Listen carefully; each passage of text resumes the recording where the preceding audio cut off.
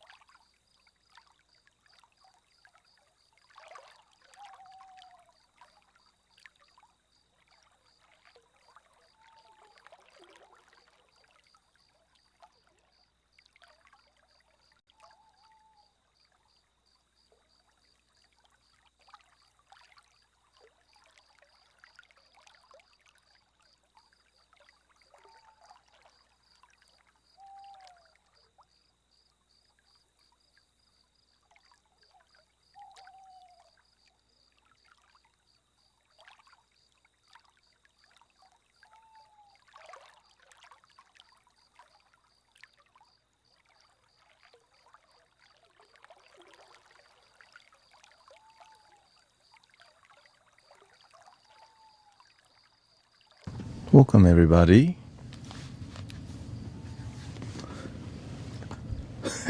What they say? He has risen from his slumber.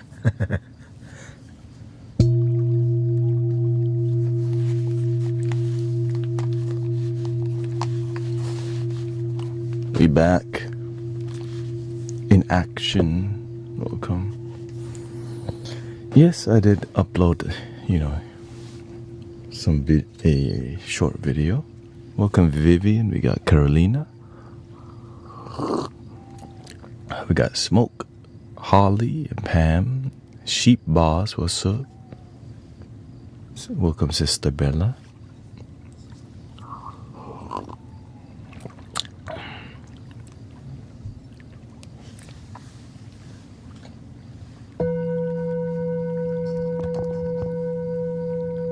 Dialing it in.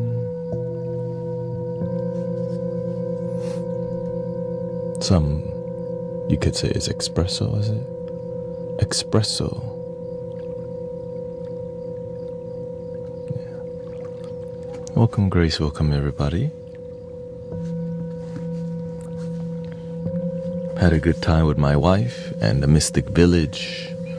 Rio was there and Sister Megan, of course. Emily, Charles, Shanjo, Evie. Everybody. There's more retreat.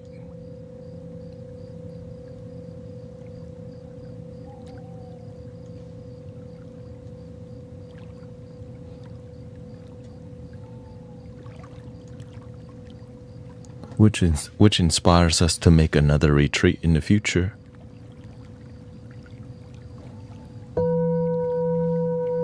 at the state park. I represented at the grocery store. Our shirts, V and me. Love your damn self at the grocery store. Love your damn self in the checkout line. Love your damn self at the drive-thru. Yeah, we camped there from Thursday through Sunday.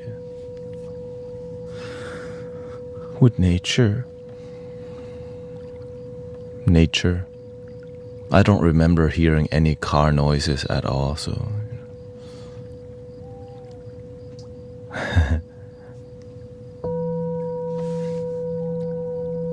and I think everyone had a peaceful time, good reflective time.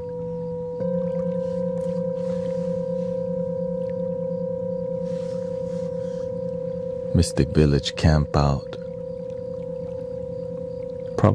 Probably gonna go to Martin Dice State Park.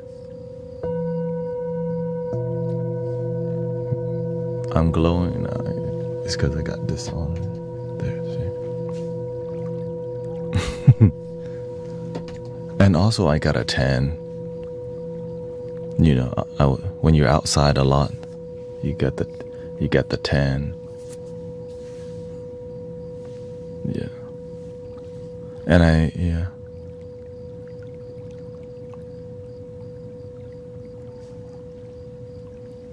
yeah, we just had a good time being with nature. Welcome, Jacob.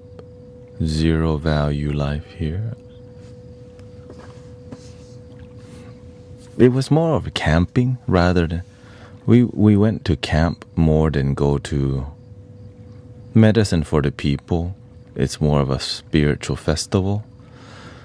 But you know, we learned that we all needed more of the spiritual. We needed more camping than spiritual festival, so it inspired us to maybe do more of the camping than spiritual festival vibe, which did have the drum circle and have all these things that we didn't really need or used. And so the next level is Mystic Village retreat. The one thing, yeah, I took 1/3 of my flutes there, and I gave Rio a flute also.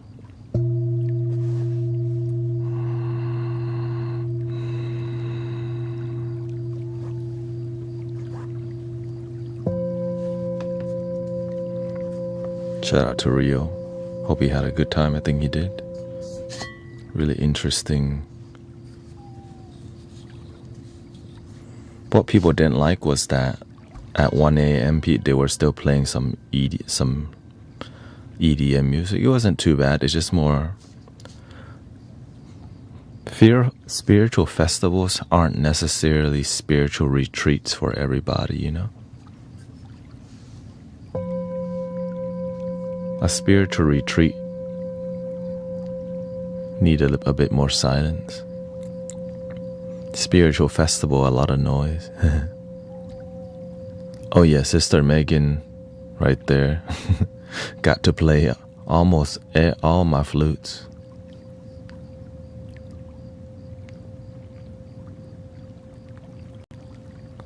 Yeah, so it was mostly family friendly. I didn't go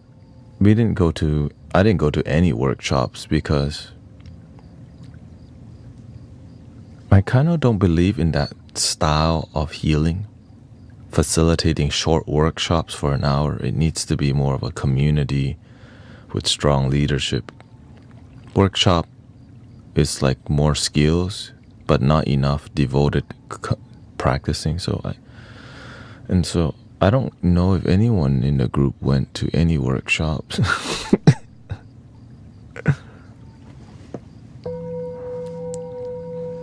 Shout out to Jesus.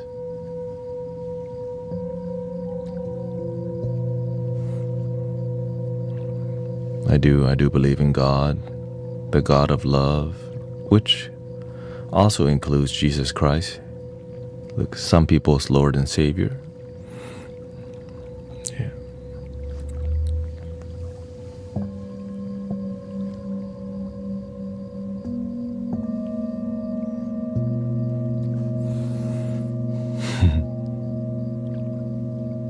That has to be said because we need to unite rather than divide. My side, your side thing is kind of fading away actually, because people are waking up to realizing we want to unite, we want love, we want to respect each other, and sometimes we come from broken places and broken family. Welcoming Brother Arrow Eyes. Yeah.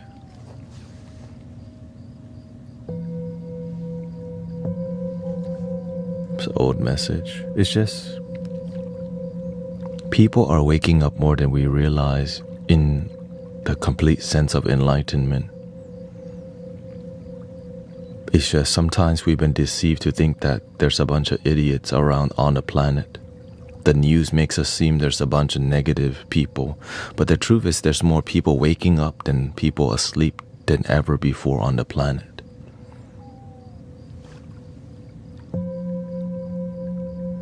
But they don't want, the people who want to keep us ignorant don't want that to be known. But everywhere I look, the signs of awakening, genuine awakening and oneness and love is everywhere. It's just all of the people who control the mind controlling program, which is like the news, the TV and all these things.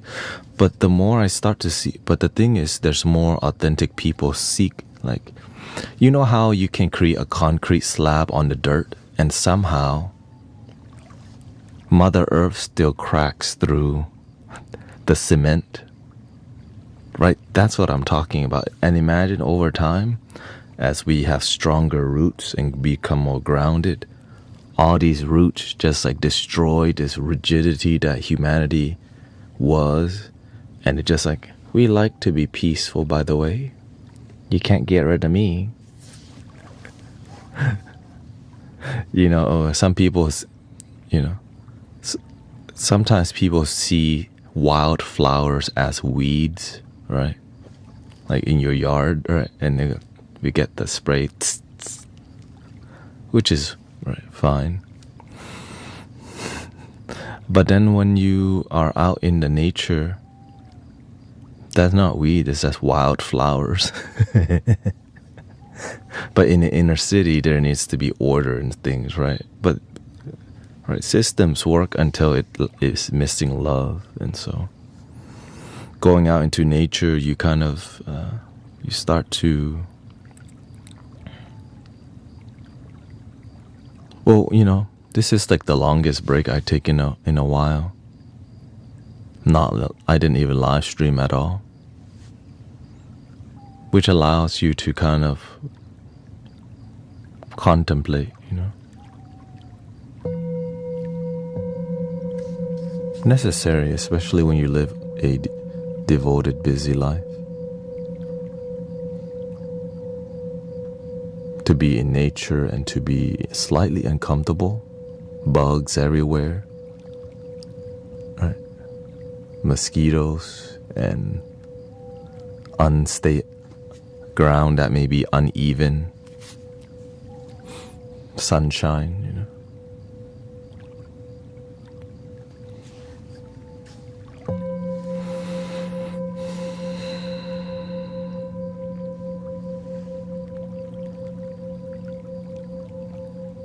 Yeah, to me, it was like the universe always gives you time to contemplate if you're paying attention.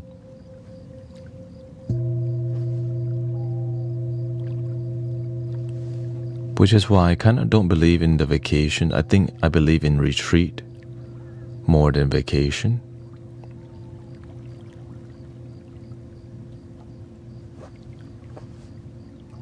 Because the retreat helps you to kind of be with yourself and to be reflective. Vacation can be distracting, but a vacation can also be a retreat that helps you to be within. You know what I mean?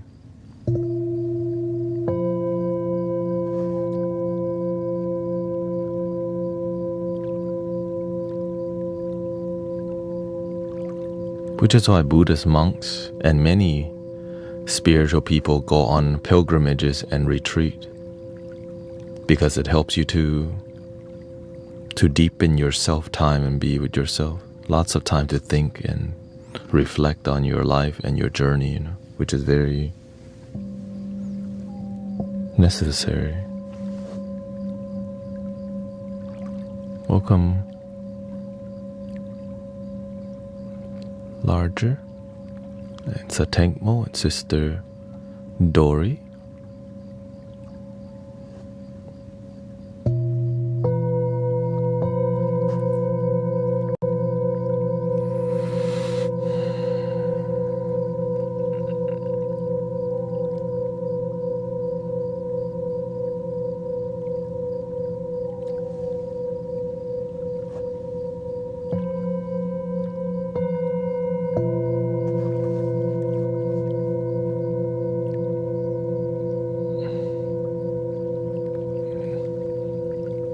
It was more for me to connect with myself and the mystic villagers than to hold a space for others, because the event changed. Spiritual festivals aren't really spiritual retreats.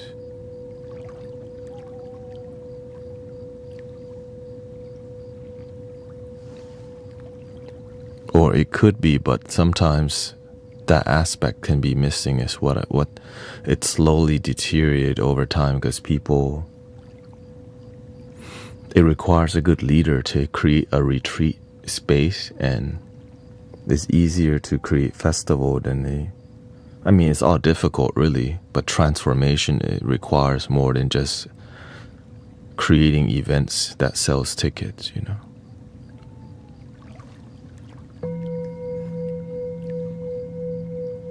Which is why we're going to be making Mystic Village Retreat. It turns into a party for sure. Welcome, Michael. Welcome, Marley.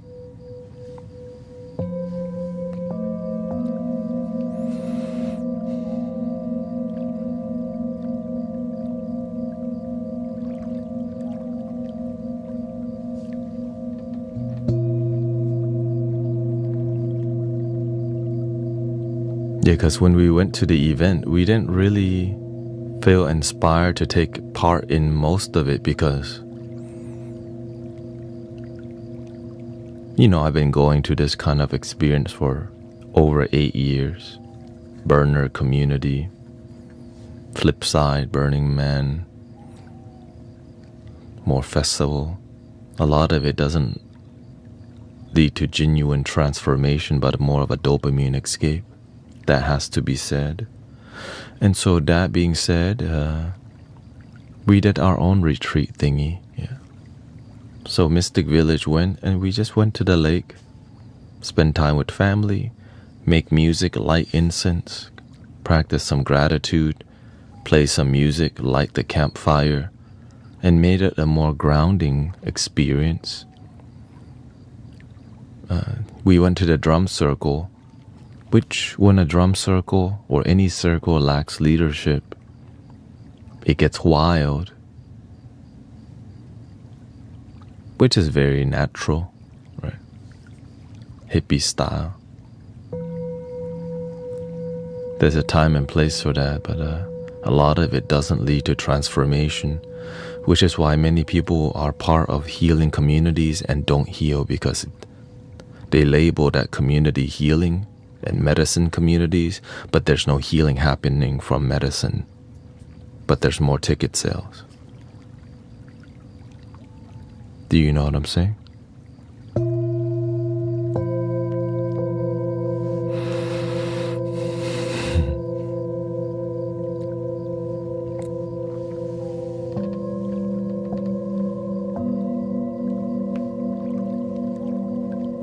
And so when people go to Bali or Thailand for a spiritual retreat, they get a dopamine escape and not necessarily transformation, which requires them to keep going back to the retreat, another retreat and another retreat, and still don't heal, because they don't realize the real retreat is right under your nose.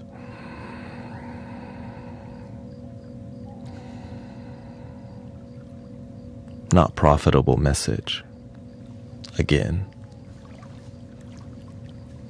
you know how it is. Another message not profitable.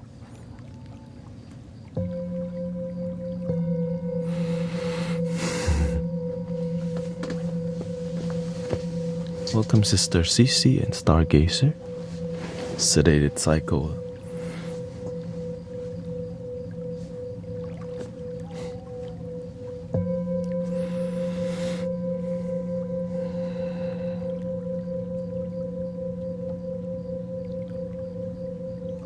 So the Mystic Village retreat would be something like I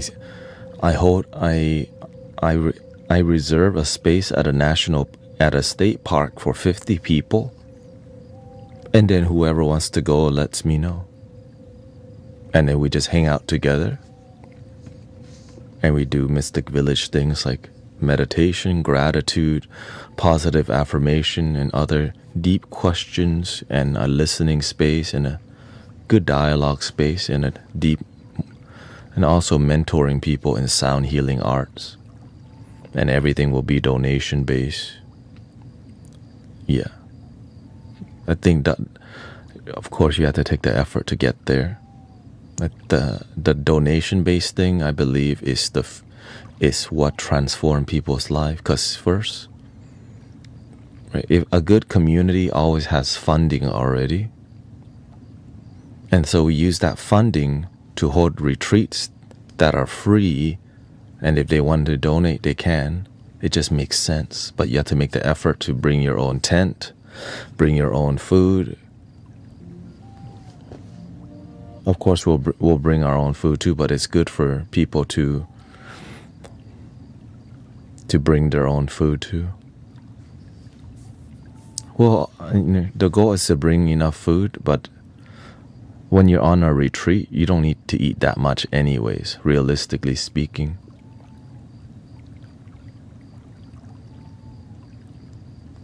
The times that I had the best spiritual connection is when I ate less.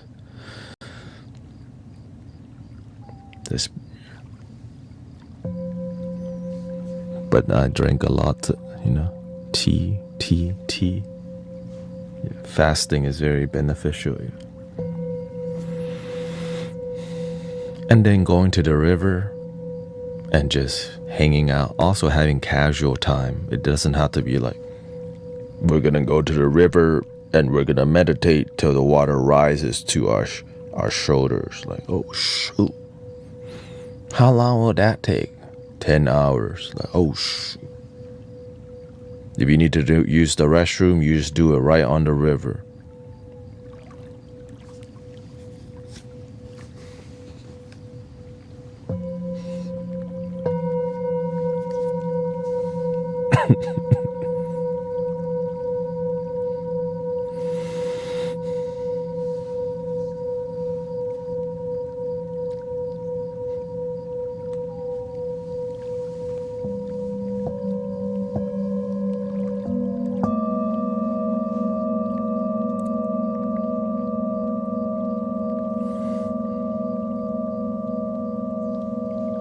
Is that frequency meter accurate?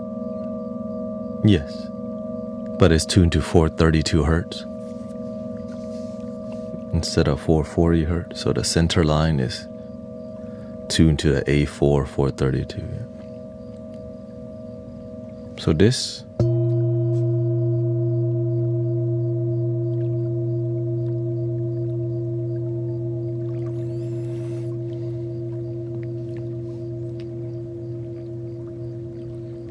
But everyone was in agreement that we want to do our own. We need more internal reflection time and less of the EDM noise.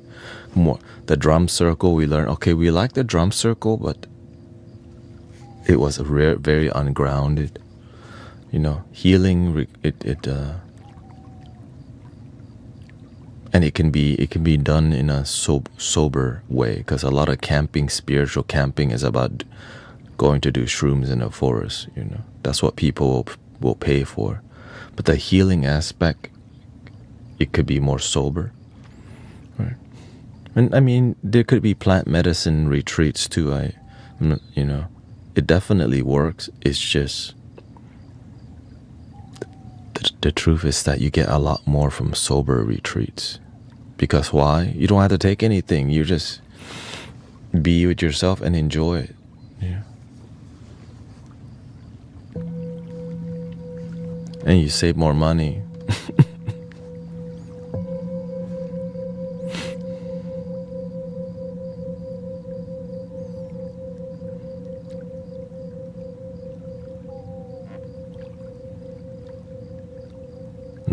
No peyote. I'm not opposed to those things, but a lot of the people who use it don't effing heal, which is why I have to say it. I see a lot of people who do plant medicines and they're not healing. They just go through a revolving door again. Right, here they come again. Oh yeah, I just went to ceremony last week. They all work. All the plant medicine work, except there's no intention behind it. They just expect the medicine to heal, but there's no intention behind. All right.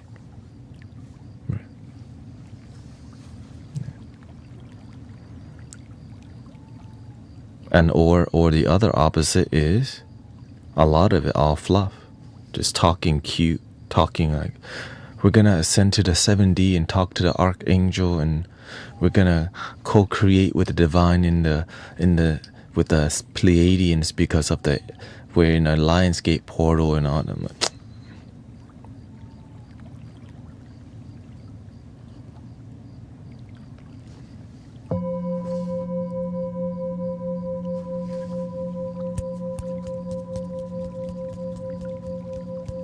if I want to watch the Muppet Show, I'll just look at Sesame Street or whatever. Okay.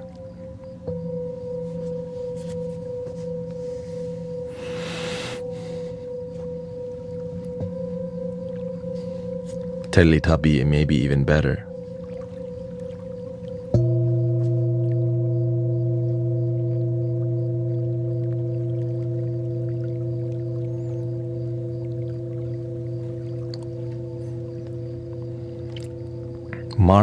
So I think the first one that I'll experiment with the retreat, Martin dies. Welcome, Wook Wizard. What's up, bro? Nice to see you. I met Wook Wizard here at Medicine for the People too. Nice. What plant medicine do you recommend for beginners? I personally don't recommend plant medicine, but if I was to, it would be green tea, sencha green tea. Meditate, drink it, meditate, because the L-theanine in the green tea actually is a healing. It's just people don't see that green tea is a plant medicine.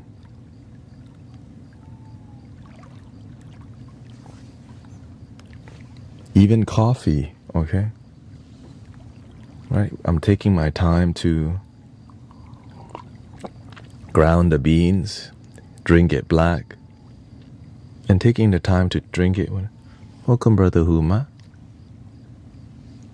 So, freaking green, if you just drank some orange juice, you made orange juice from your heart, you put intention and you go, nourish my body. Because the respect towards any plant or any food helps you to make it medicine also.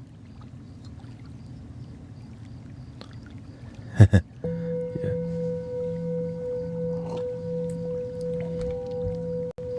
But on a real note, right, all the plant medicines have healing. Like even like you could say, the one that the trippiness one, the one that's trippy, has it. But people do too much, so they're not like they're not centered. It's like this.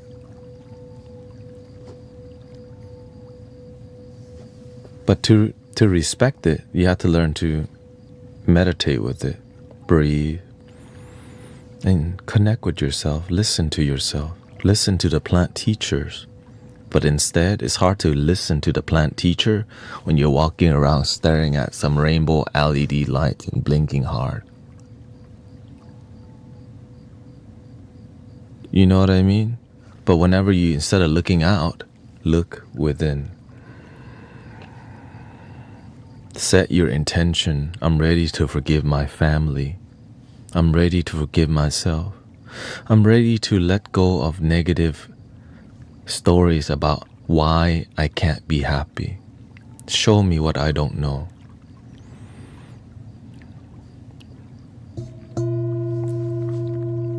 And breathe and be.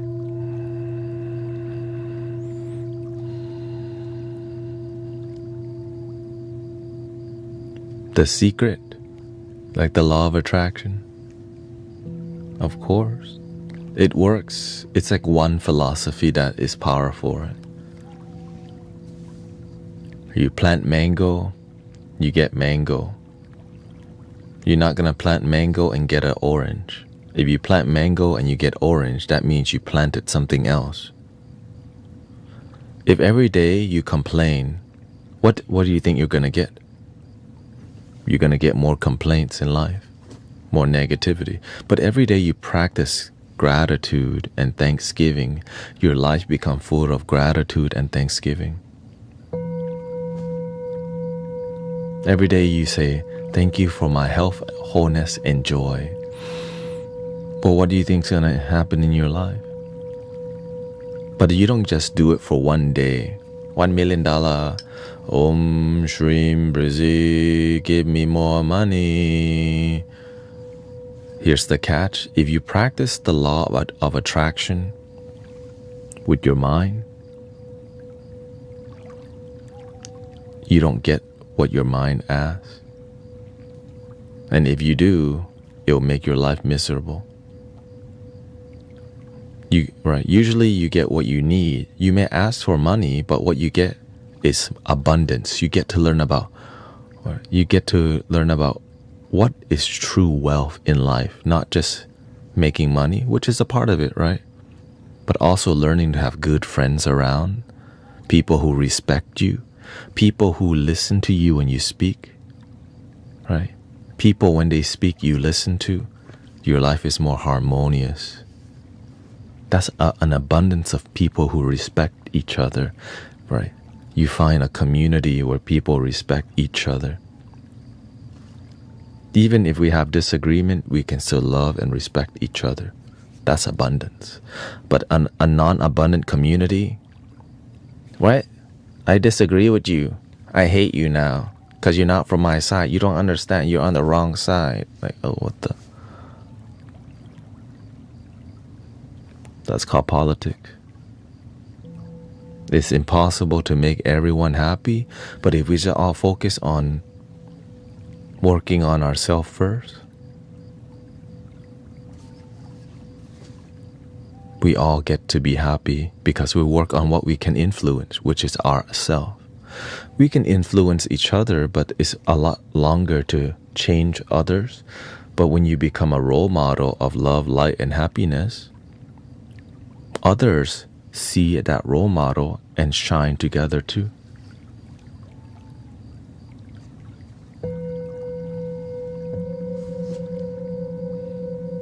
Which is called love your damn self in here.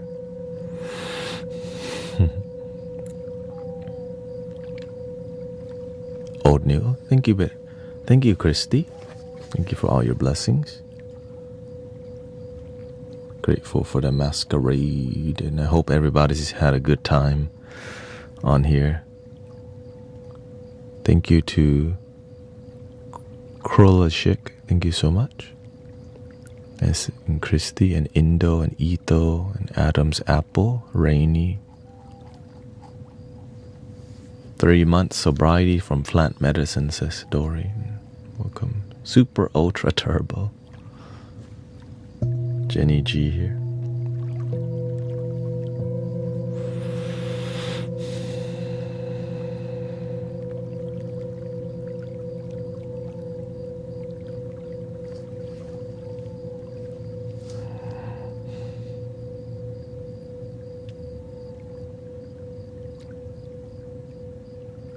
Thank you. Yeah, I plan to stream 10 hours today.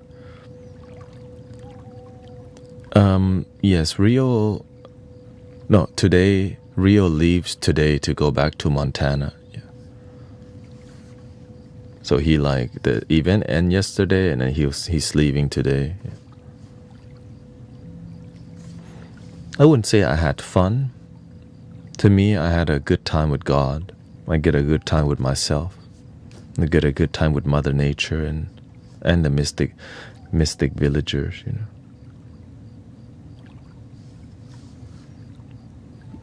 Mrs. Bro is taking a lot of Adderall. Not really, but welcome, Ahmed Hens. Thank you for criticizing and judging.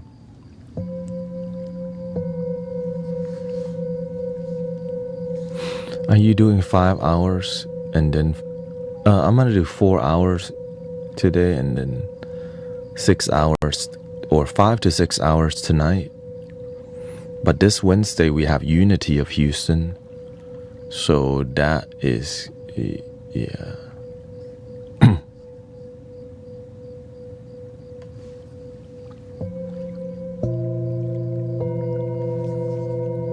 So it's gonna be a busy week. And then Sunday then on the 11th we also we're playing at a new place.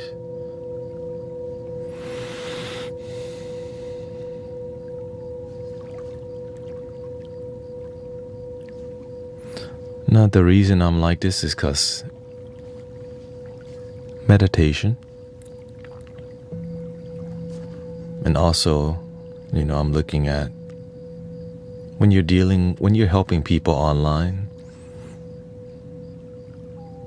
we have to pay attention. Unless you want to be a gaming live streamer, this is more of a community that helps people rather than entertain. So that's why we have to pay attention to the harmony of the community. Right? If it was more of an entertainment stream, I can just ignore everybody, play a game and ignore y'all.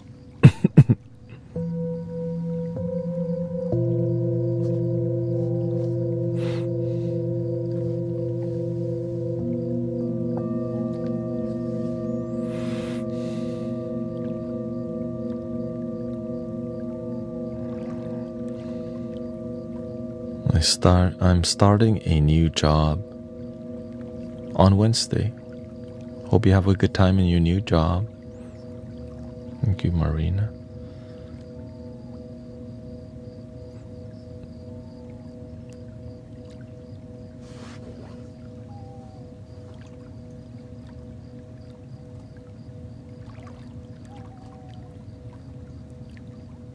I am in Houston, Texas, but somebody asked about heartbreak.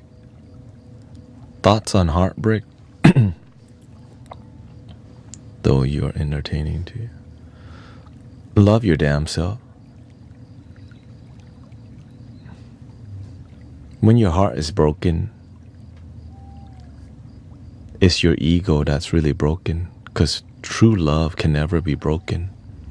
Your codependency, the need for someone to notice us and love us, right? That's the human aspect. That there's a deeper love, right? Which is a spiritual experience within you. Which is why our motto is called Love Your Damn Self, because it's kind of missing from humanity, learning to love yourself, because it makes you feel complete. And people who feel complete are a lot harder to manipulate. People who are disconnected, sad, emotional, unstable, they are a lot easier to trigger and control. Awakened, enlightened, aware people are a lot harder to piss off, because we're just like, it's not even worth my time.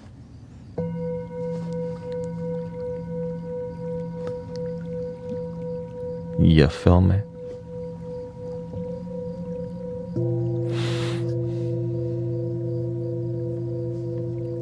And so when I see people who are too reactive and irritable, it's by design. If you can easily be triggered by watching the phone, you all imagine that if you can easily be triggered by this thing, it's always with you. If you let this thing piss you off on a daily basis, they've already controlled your mind. Right? right? The people who control the content you watch. But being kind doesn't mean doing nothing. Right? It's okay that sometimes you get pissed off, but not all the damn time. Especially not right? Sometimes somebody cuts you off on a freeway, your family's in the car. You get pissed off because you're trying to make sure everyone's alive. But when the phone triggers you, there's something that's controlling in here, right? There is no car accident happening in front of you. But imagine how many accidents happen a day, and we just magnify, oh my God, another accident, another accident, another accident. Then it makes us focus on fear, even though accidents happen every day. Life and death happens every day.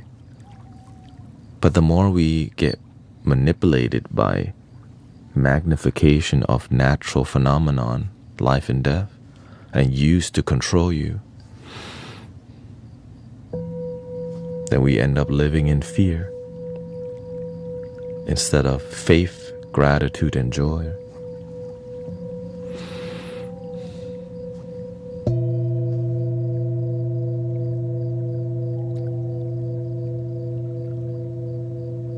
What about when you know what to let go of, but it still pisses you off?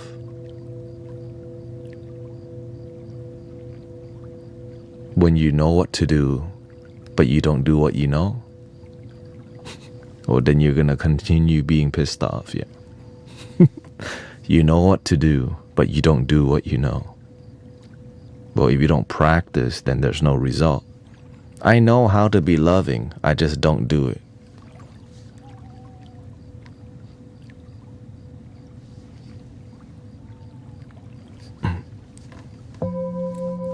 Almost a clap.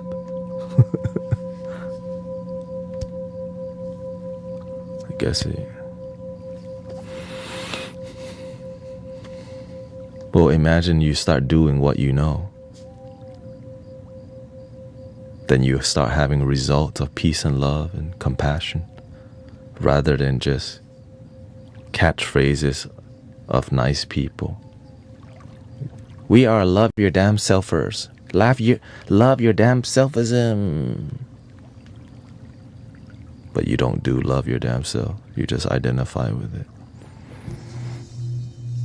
Welcome to 2025.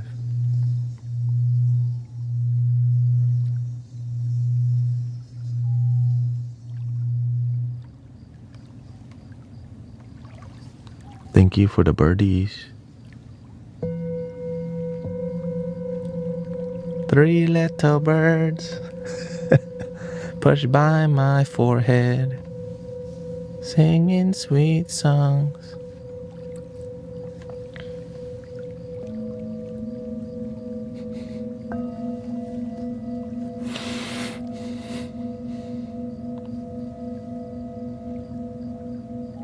Exactly. Oftentimes we end up trying to love everyone else while we skip ourselves, which means we don't love other people at all. Because if you don't even know how to love yourself, you don't even have love to share, which needs to be said often, you know. Welcome, Rick. Slick Rick. Party people in the house. Lottie-dottie, we likes to party.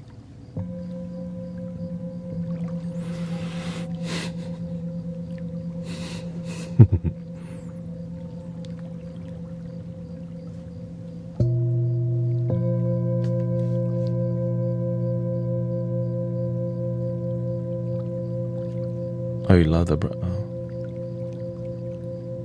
yeah. Shout out to the brass bowl. We don't cause trouble. We don't bother nobody.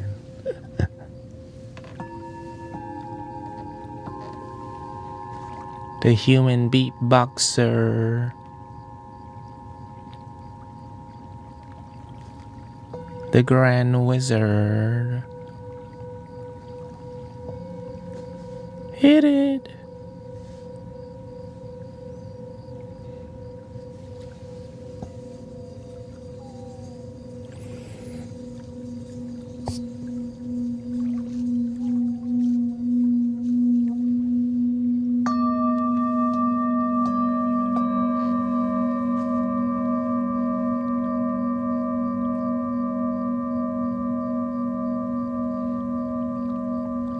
Okay, thank you, Stargazer. Welcome, Not Rick.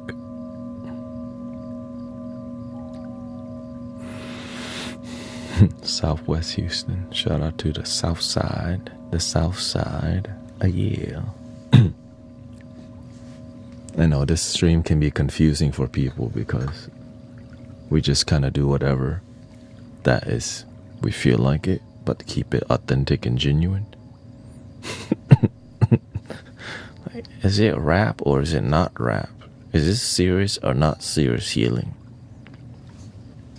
Is this genuinely spiritual or fake guru?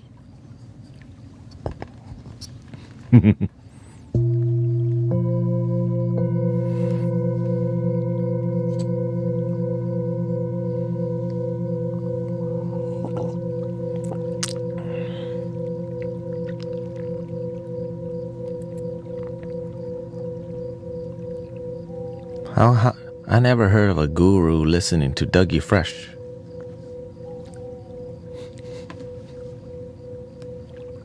And Slick Rick. Like, I don't know, man. Welcome, Elena.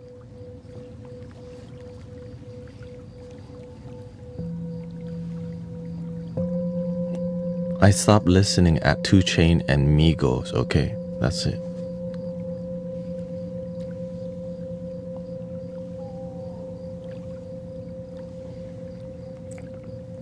After that, I was like,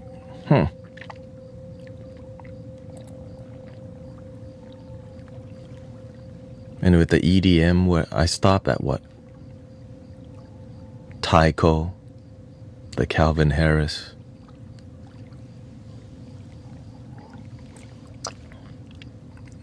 You know, a bit more trancey, more emotional vibe. Tygo, the tropical house. Yeah, Tygo was the last group that I really kind of F with, that tropical house vibe.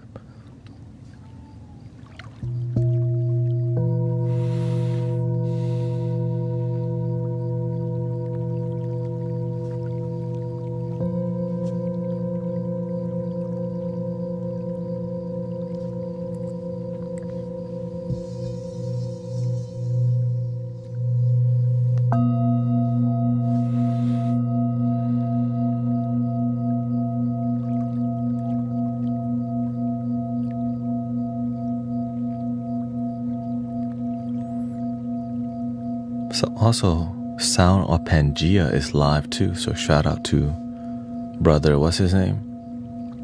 The Sound of, yeah, Dive album and Awake album. After that, I was like, oh, it's like Kanye's first 3 album, or right, the old school Kanye was the best one.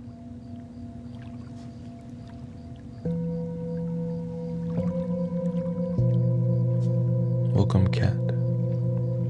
Graduation, school dropout, and whatever the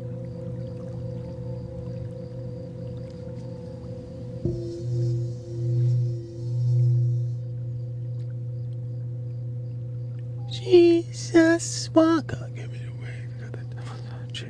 Jesus walk with me. Dun dun dun dun dun dun dun dun. Ooh.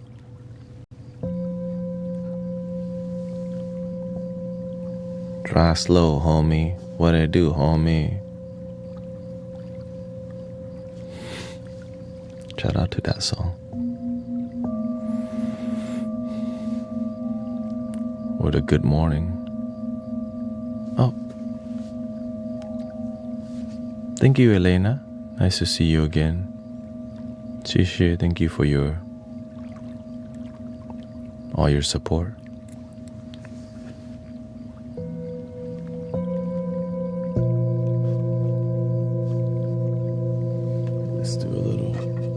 flute action for that big gift, you know.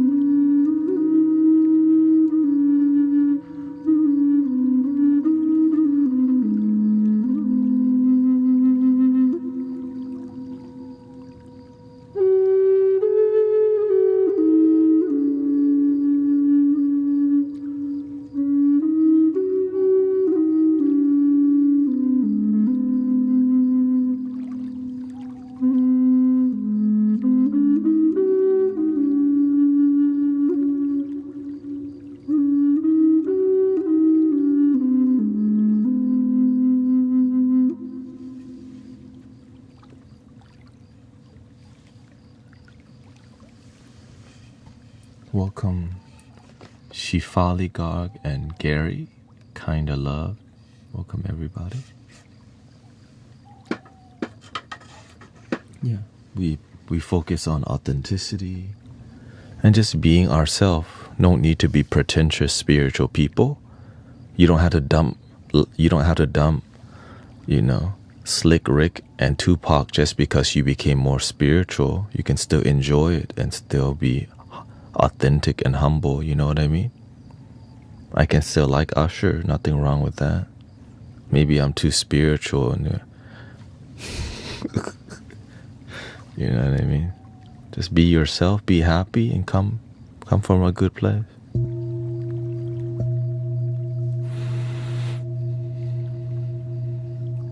My way.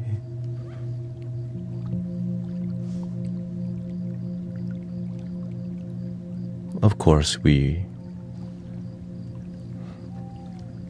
focus on vibrational music because people need it, you know. It helps the mind to dissolve.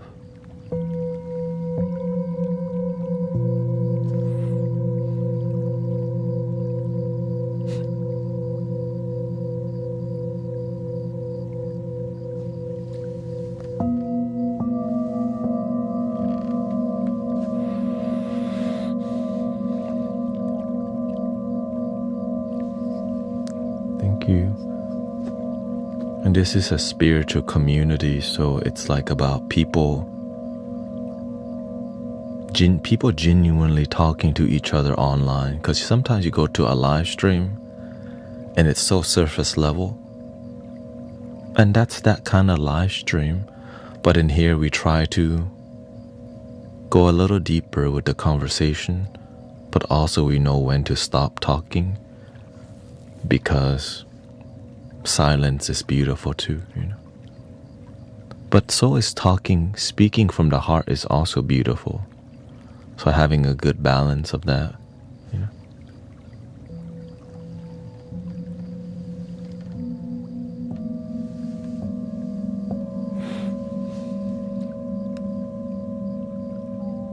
Can you do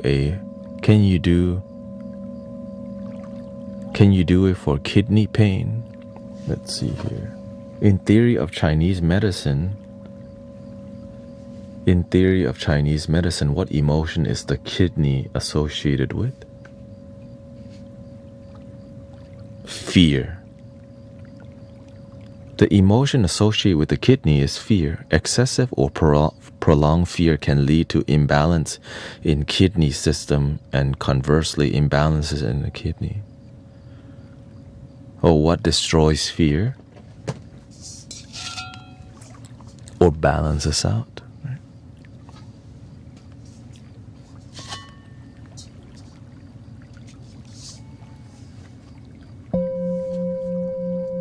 love.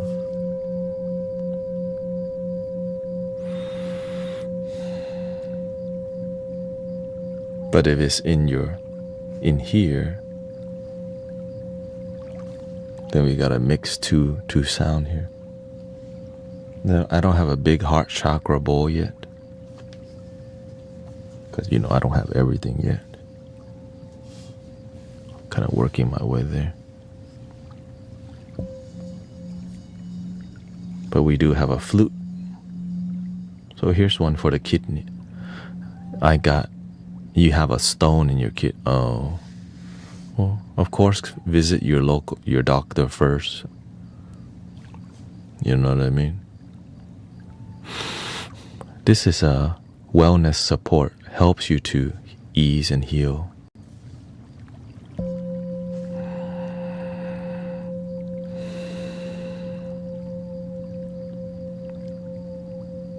Some people don't believe in that, and so there's always other option too. So let's do one for the kidney real quick.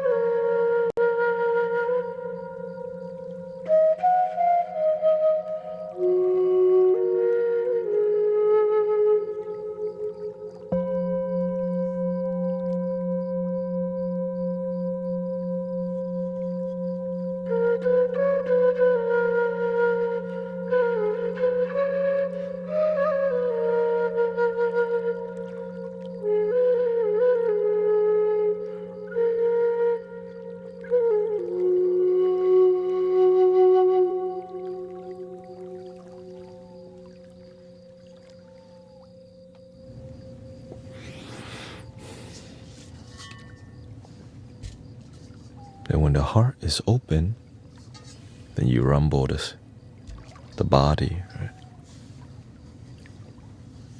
You need love to heal, because sometimes that fear, it needs love to balance out. Right? The fear is there because it's trying to teach you about love. Then you find your center. When you breathe,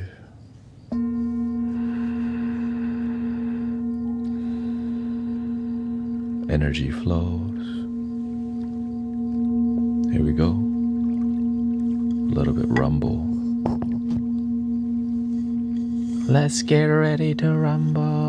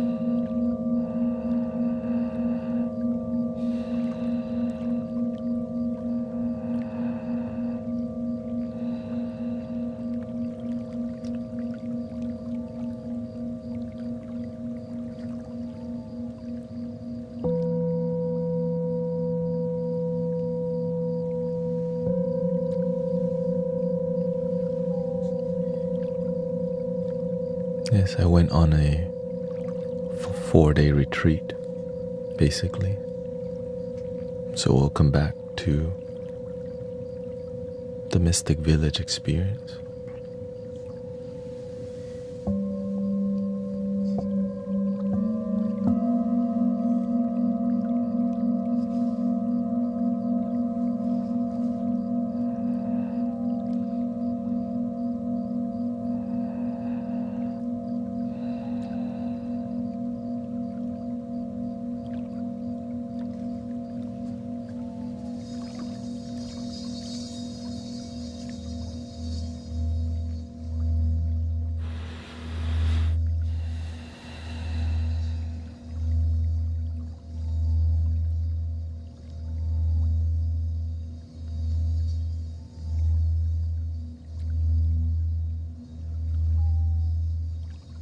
Sister Dory had some kidney issue, so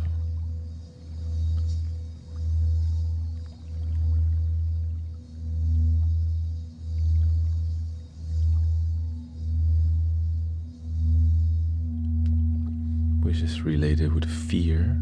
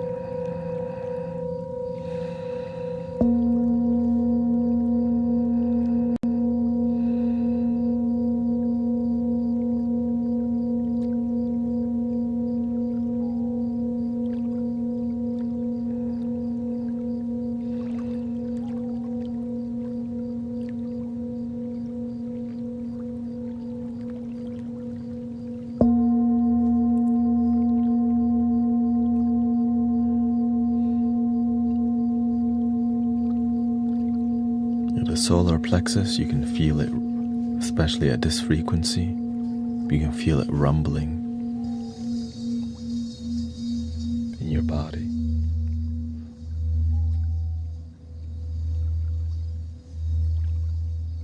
Just lower the mic a bit here. There you go.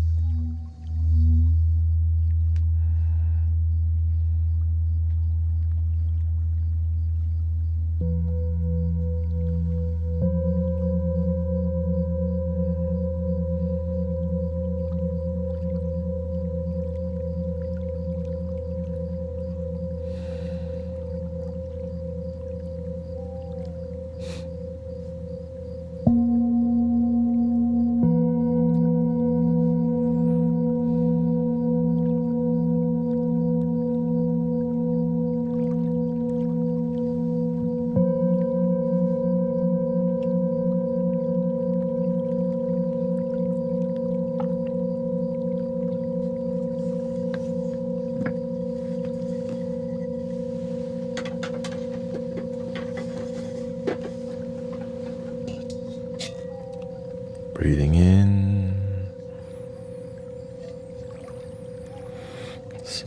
slowly out.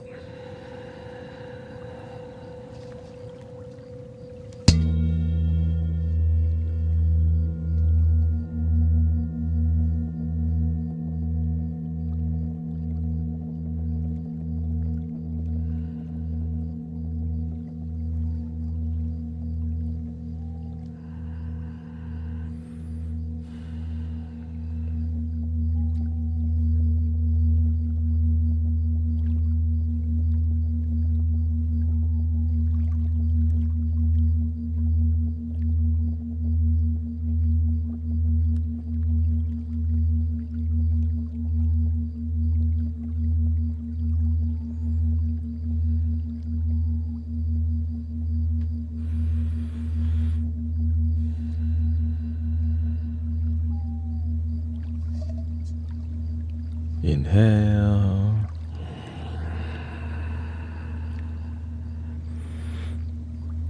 Slow out.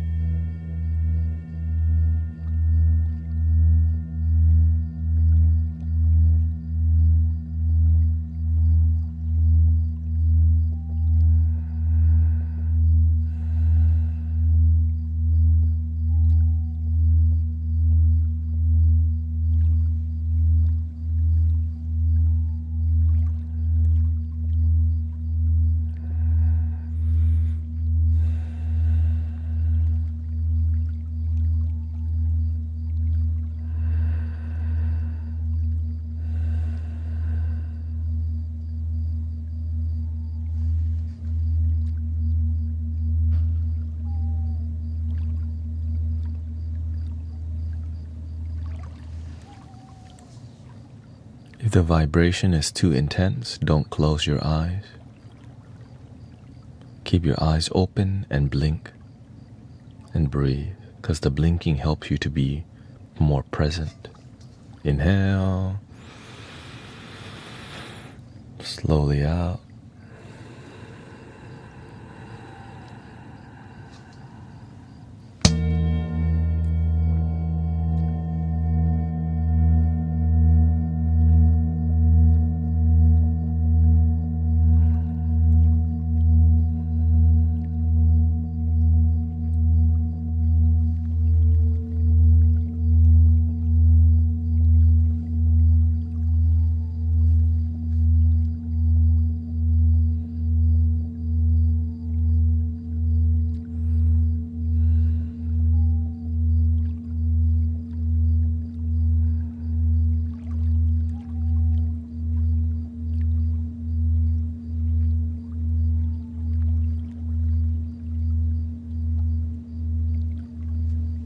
Welcome, Jeremy.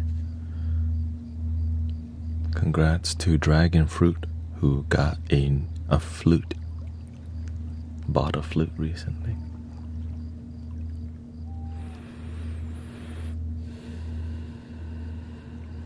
The flute gang is expanding.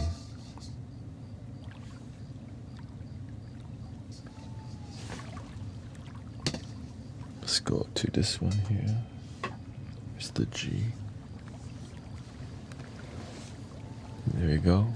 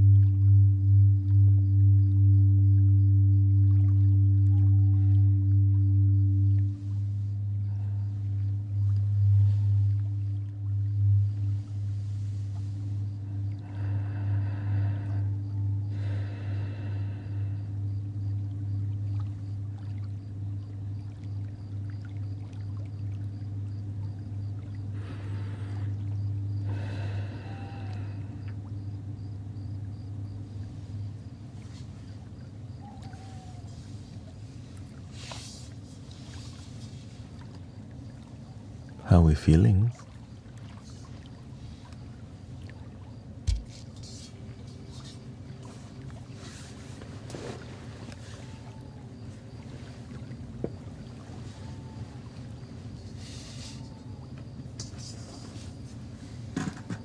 I hope everybody remember to stay grounded.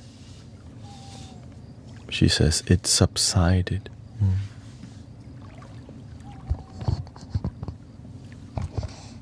I'm grateful for healing in our life.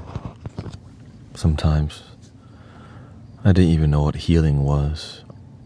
Back then I thought the only healing that can happen is to a scar on your hand. I didn't know you can heal your heart, your mind, other type of health, you know.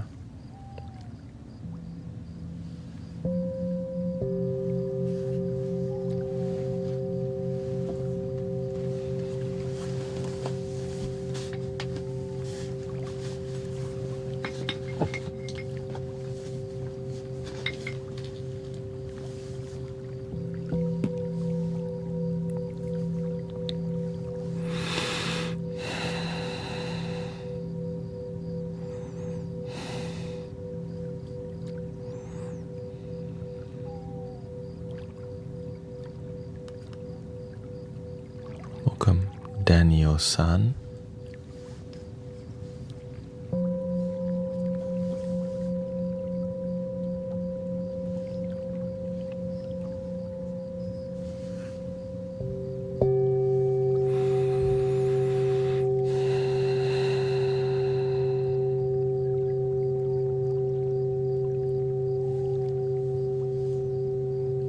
Game Maker says, my day has been pretty bad. Someone I trusted very much broke it. And everyone's trust. It happened.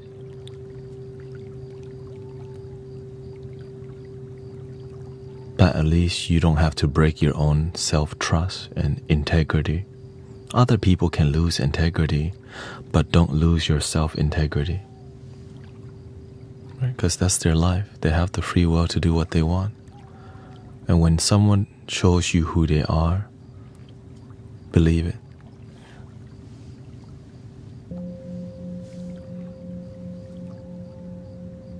Sometimes we wish people weren't so mean, but that's just, some people are broken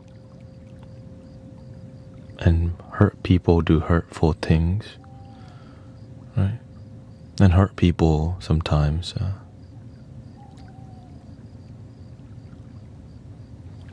they need healing, but they don't know it, so they go around hurting other people. And that's why I heal. That's why I'm so grateful for healing. Boundaries. Welcome, JP. Thank you for the kind words. Desiree.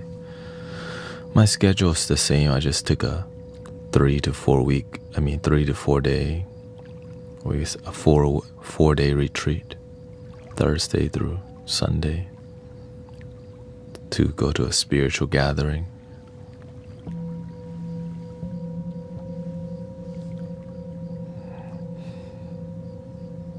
Every negative thing in life is a lesson. Things don't just happen for no reason. We can believe that too, that things just happen, but my life became better when I realized everything has a lesson behind it. When you've been heartbroken, if you don't learn from it, you're gonna get dumped and heartbroken again. Right. Every time you work at a crappy company, it teaches you what kind of job you really want in your life. Every time you've been part of a community that's inauthentic, it makes you seek authentic community. But sometimes we just focus on how we've been betrayed by people rather than realize, oh, we just want dope, good people in life.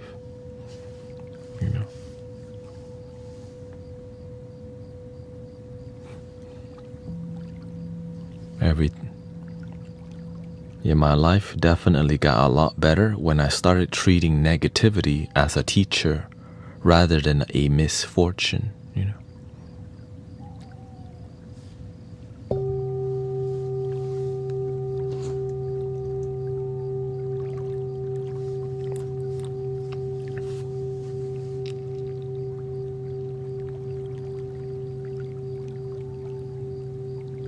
But some of us, drama and gossip, it's really, people love soap opera and drama because it gets a lot of,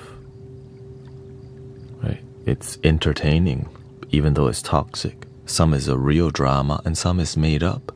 And sometimes we think the real drama, we think it's real, but it's actually like performative to keep us distracted so that we're easily, controlled. When we step back and stay centered, we start to see a game being played.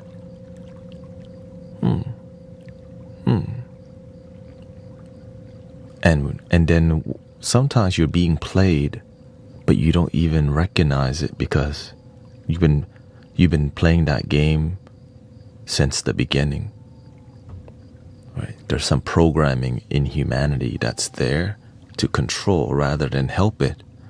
And we just keep playing ping pong or tennis, right? All right, tick, tock, tick, tock. And people just keep doing this. But then when we keep doing this, the back and forth, we miss the blue sky, the birds flying by, the sun shining.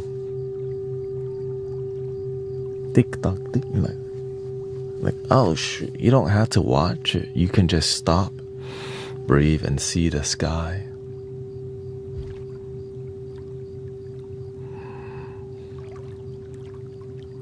You can see the people doing this, right? You see the shot, like whenever you watch tennis, you see everybody doing this.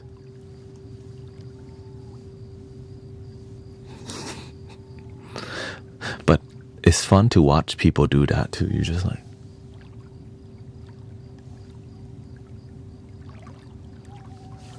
just like whenever I took a class in sociology or psychology, everybody gets in the elevator and faces the door naturally, right? Now I can't unsee it. Everybody gets in, backs it up, and faces the door. And so there's a programming that we all kind of do but don't recognize sometimes. And some of them are so deep we don't realize we have a choice. It's just how things are.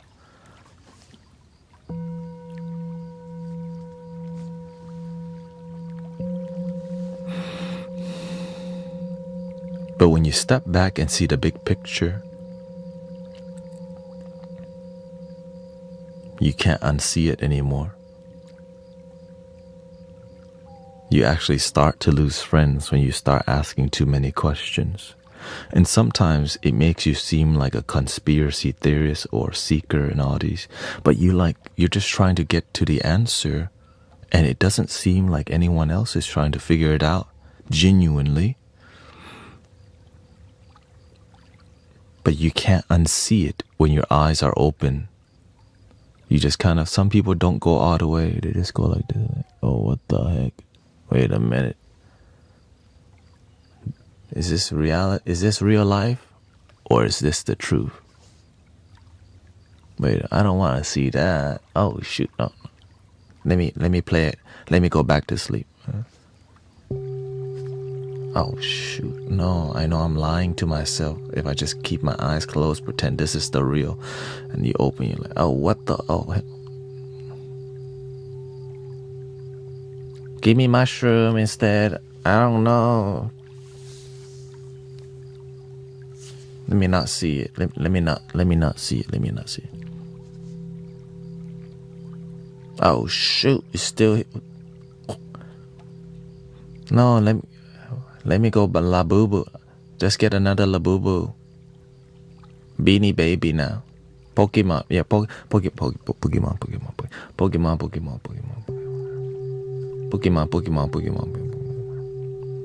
Ronaldo or Messi? Ronaldo or Messi?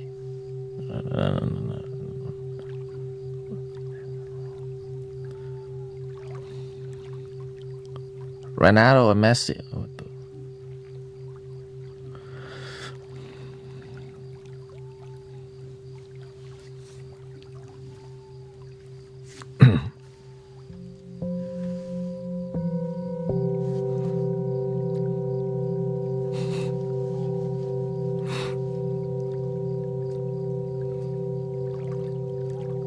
They want you to keep focusing on the ping pong match and to not ask, what else is there? American Muscle or JDM? Right. It's like that. Because if you start to step back and see, am I even happy doing this? Like, is this genuine happiness or just some surface level thing I've been fed since I was a kid?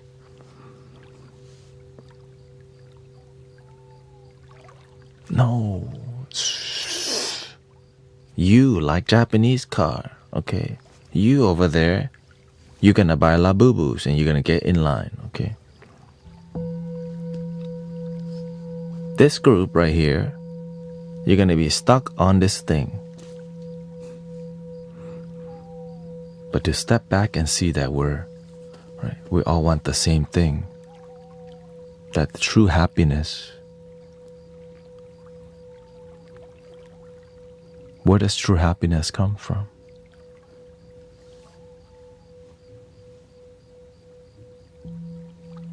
More Labubus, boosting your car, lifting up your truck,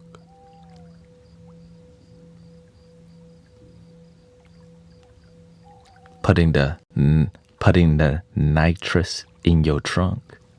Or if you're from Houston, you have a TV screen in your trunk. South side for life. Vroom, vroom. When you're at the light, the trunk opens by itself. Trunks popping on Sunday. In H-Town, holding it down, man. Trunks popping. And the swing and the swing and the swing and the swing. Pop my truck in H-Town, man.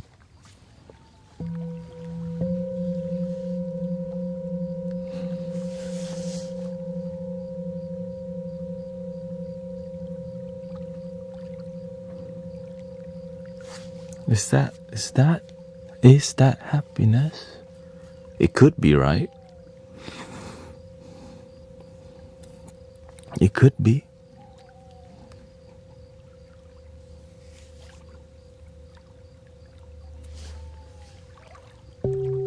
True.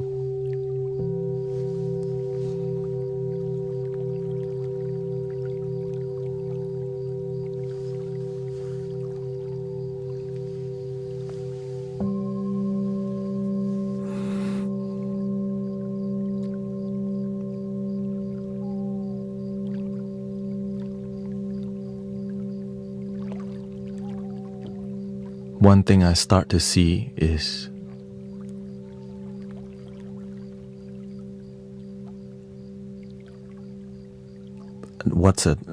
the people asking too many questions.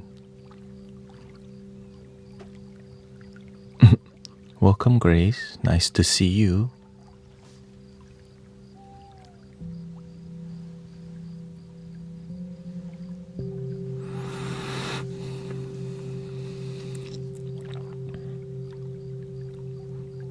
Whenever you start to not just believe what people tell you, but you want to ask questions.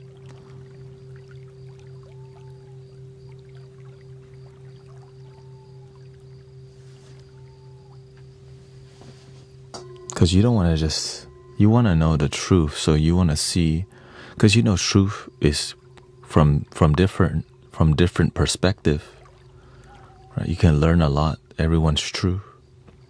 So you start asking questions about what's your truth? What do you believe? And then some people don't like it when you go around asking what do people believe, because you'll start to see the game. Right?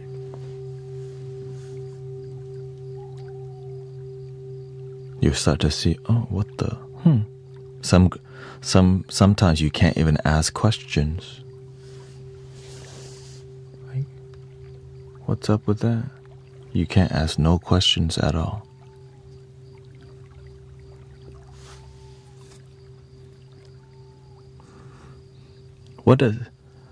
What's that mean if you're questioning and they don't?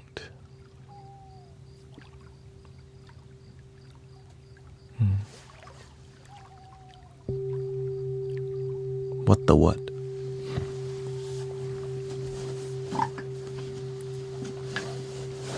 So that's what I'm grateful for. The people who want to seek true happiness. It's different for everybody, but sometimes we get to our truth that plateaus. It doesn't keep growing. Because when it comes to knowledge of the universe, it's an infinite thing. You can always ask more questions.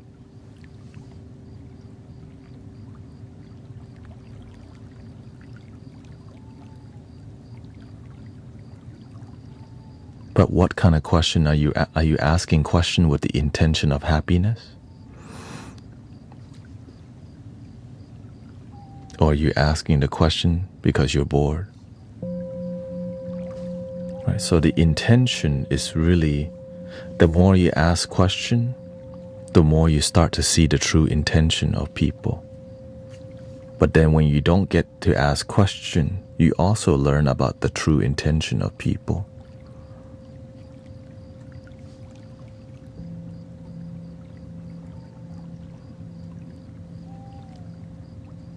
Because when you want to use common sense in people who don't use it, it's a threat to their ego and the egoic thing that sometimes people they believe in that has nothing to do with happiness.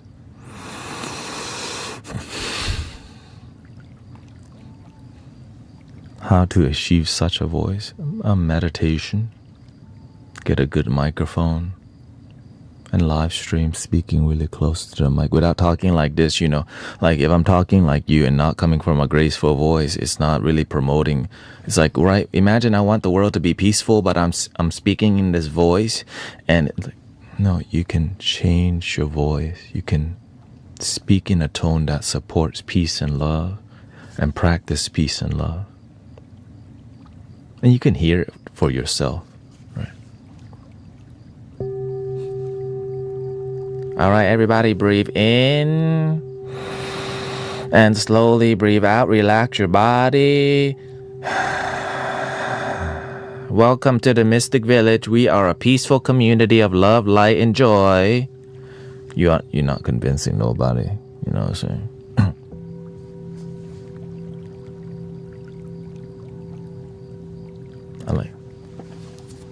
I'm not sure I'm convinced.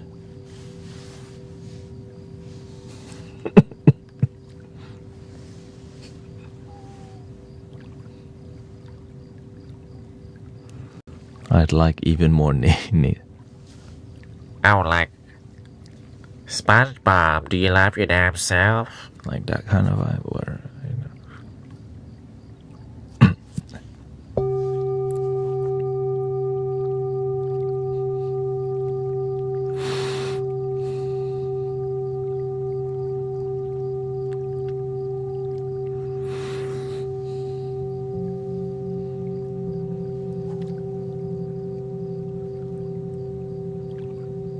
I'm grateful that we can step back and ask deep question. And whenever you can't ask deep question, right? Like what we do in here, we have dialogue, we engage, we can ask deep question. With the intention of love and light, you can tell, like we're a community that has been here for over 6 years, right? On TikTok, it's been about 2 years, almost. And through being here often, you can tell if people are here with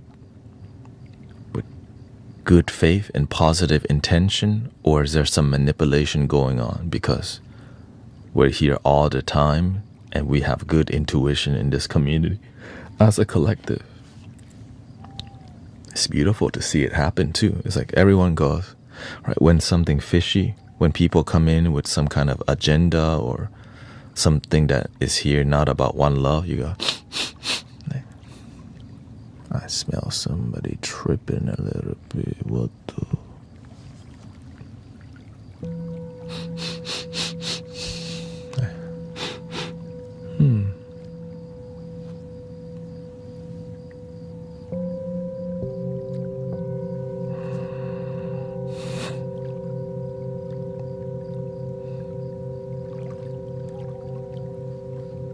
Jeremy says, much love, brother. I'm barely holding on.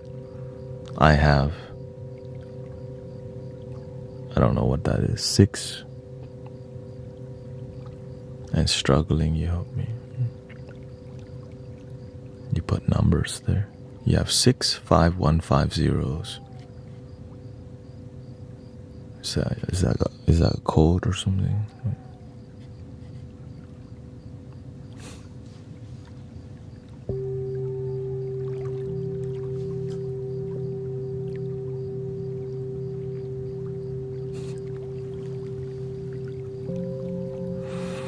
Okay, Melanie.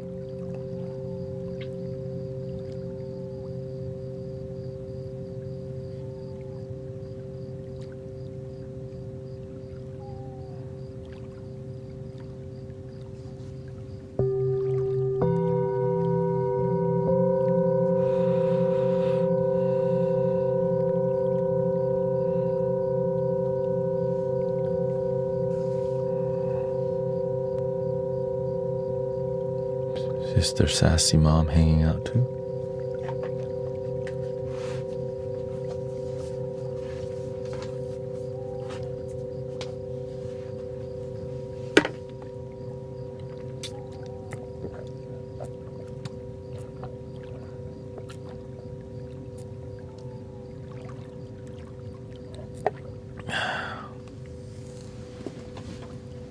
I'm glad to see that y'all have been live streaming.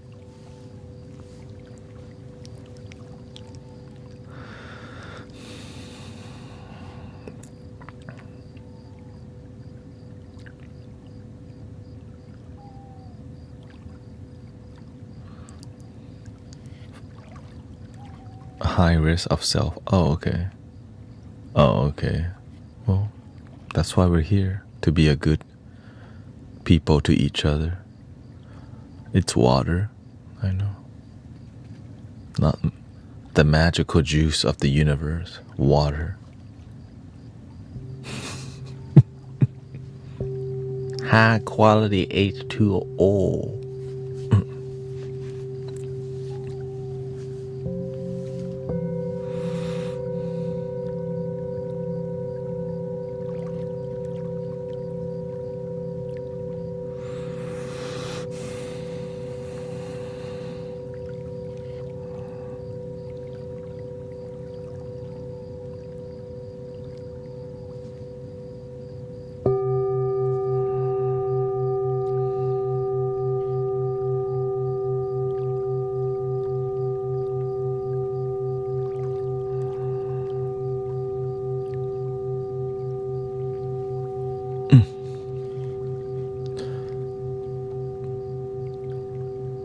You know, one thing I learned from the spiritual gathering I went to is there's a lot of surface level thing that looks like it's healing, but it doesn't help nobody. It's like a teacher that's teaching about love, but you don't even feel it. It's like talking about God or the universe, but don't even feel the love of the universe.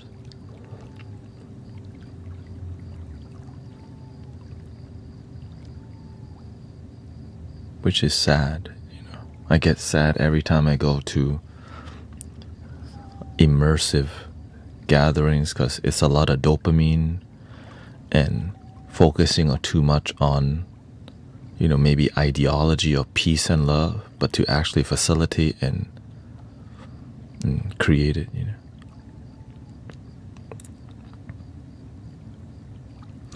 Not necessarily. It's just more about what people need is consistent practice in peace and love. We end up being part of communities that we do resonate with.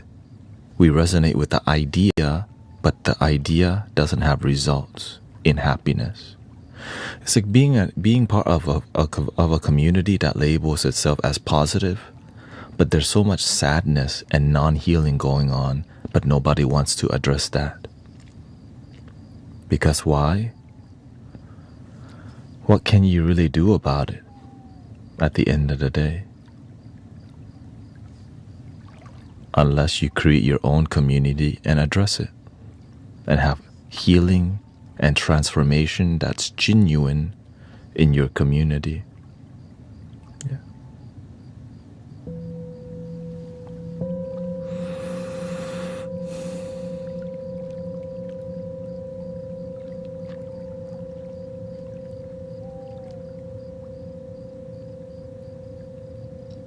And so, I've been going to many gatherings and spiritual things and talked to many people, friends with many shaman healers, past, ministers and massage therapists, and Reiki masters, nurses and doctors. Sometimes we are focused so much on the label, but not the results.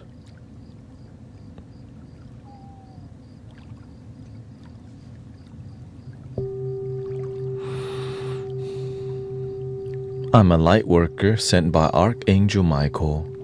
Check out link in my bio for a private one-on-one session instead of giving you the best healing now.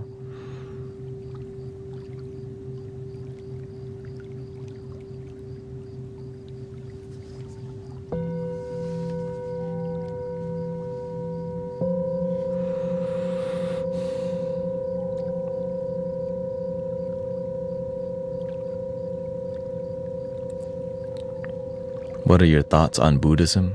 Practice the teachings of the Buddha. What did Bob Marley say? We sick and tired of your ism schism game. Right, the ism schism game is more about ideology, all ideas. Results, we don't, right? Results and actions speak louder than words and ideology.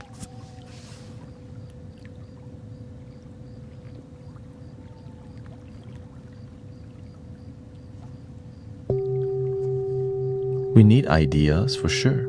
It's not bad. It's just more, okay, great. We all believe in love, happiness, and joy. Relaxation is great. But how come we ain't relaxing? How come we're not feeling love? Right? How do you actually practice compassion?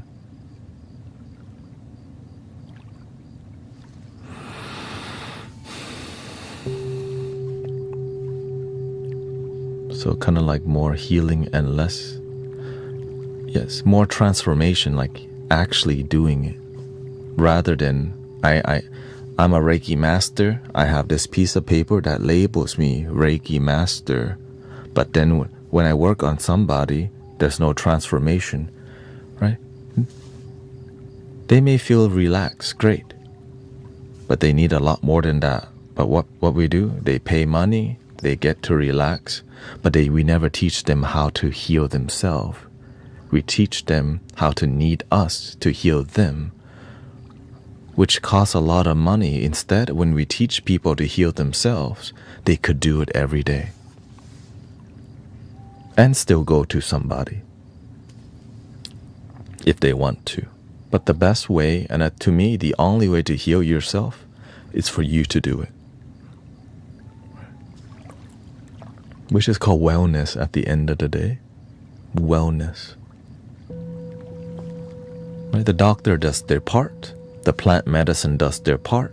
But you meditate, gratitude, drink water, choose to be around people who are positive, optimistic. If you notice people that drain you, hang around them less.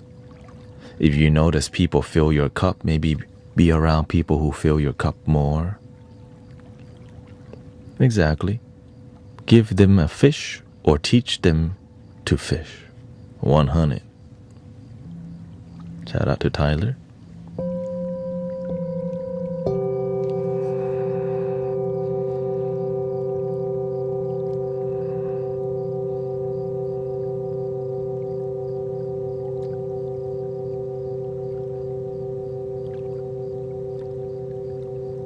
Right, like a personal trainer, they train you so that you learn how to take care of yourself.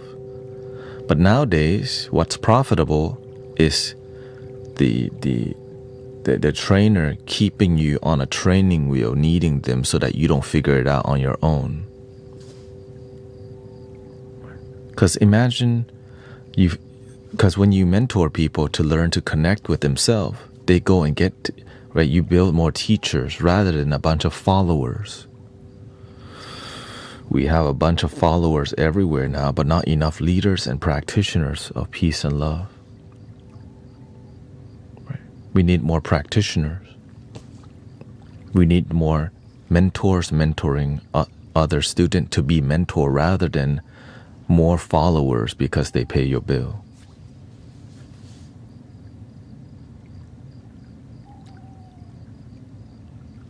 And sadly, it's a lot about humility. Because when you stay humble, the humility, it naturally builds leaders. But the ego, ego builds more ego. I am Guru Thanet. Right? I have, right? If you just check the link in my bio, you can be initiated. You can, right? And so it becomes non-mentoring and more about worshiping the leader and all these things, rather than mentors inspiring other students to be mentors. Because when a teacher is really influential, it makes people want to be a teacher too, because it's so fulfilling to help change life and to actually do it, right? To see people's, like, their eyes from sadness to bright again.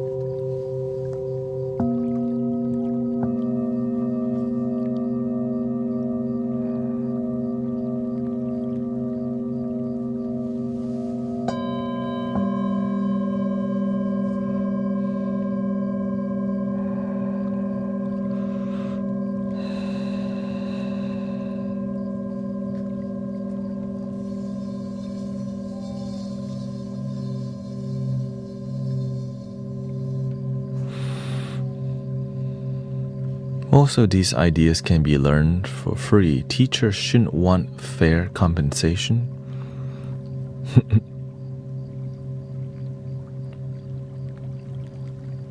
But when you help people and want something, it's called conditional help, conditional love. But when you help people from your heart, they naturally help you from their heart.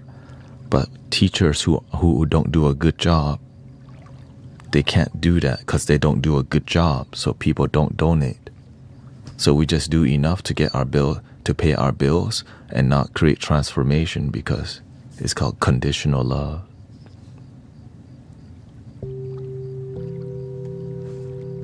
And so as teachers begin to mentor people because they pay for it, it's called condition, right? You pay, and at the end, you may get a diploma or some piece of paper.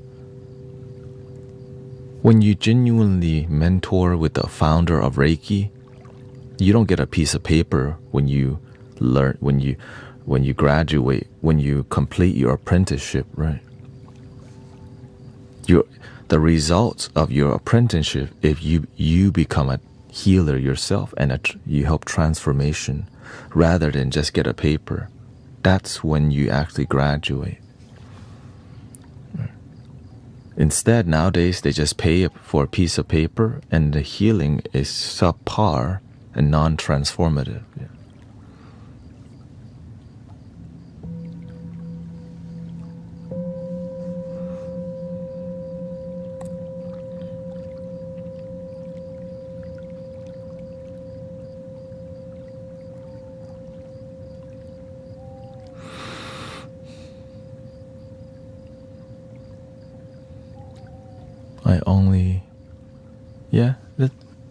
Sometimes we agree to disagree. It's okay. We don't have, that's why there's a community for everyone. It's just sometimes we have a disagreement. There's nothing wrong with it. We just have to remember that the reason we find great result in our life is because of devotion, of commitment, right?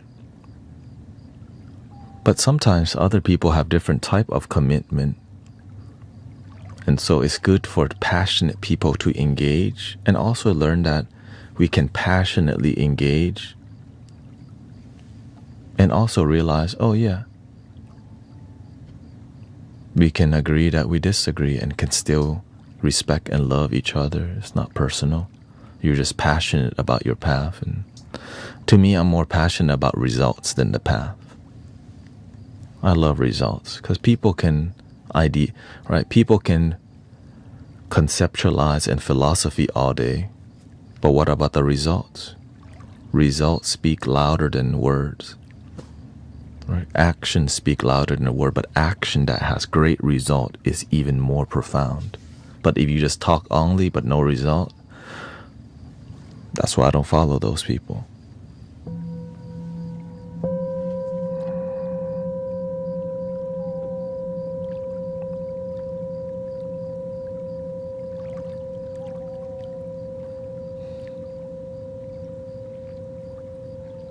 And the truth is something that evolves over time. So for example, for a little kid, what's love? Santa. Why? Because they've been taught Santa's gonna bring gifts. So to them, Santa is love, and cats and dogs, right? But as we become mature, love could be waking up today and breathing, right? And as we get older, right, it could be love is teaching others and becoming a role model and teaching other role models to be a role model, right? Be the light, be the love. So it just, that's why we just have to learn how to respect people where they're at. But the passion, right? Again, results, action speaks louder than words, and results speak even louder.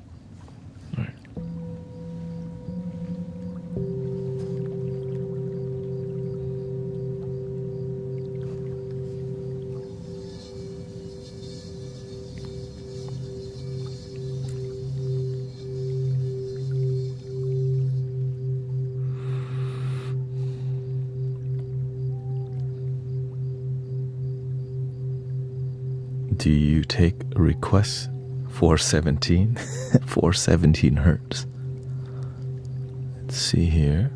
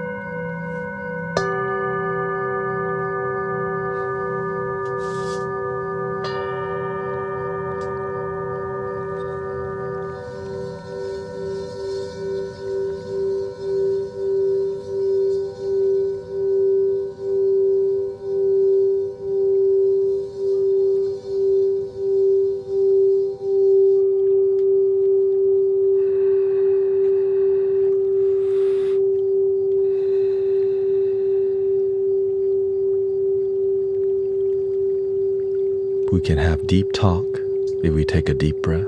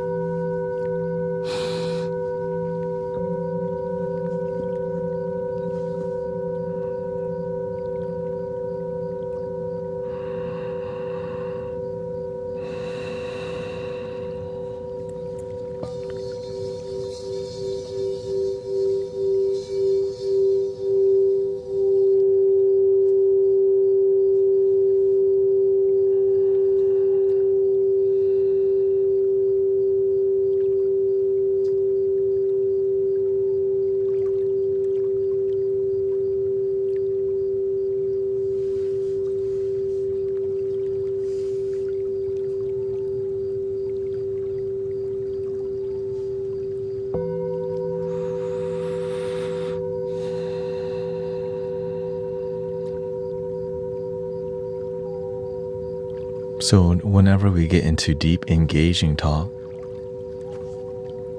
we just have to know how to breathe It's okay.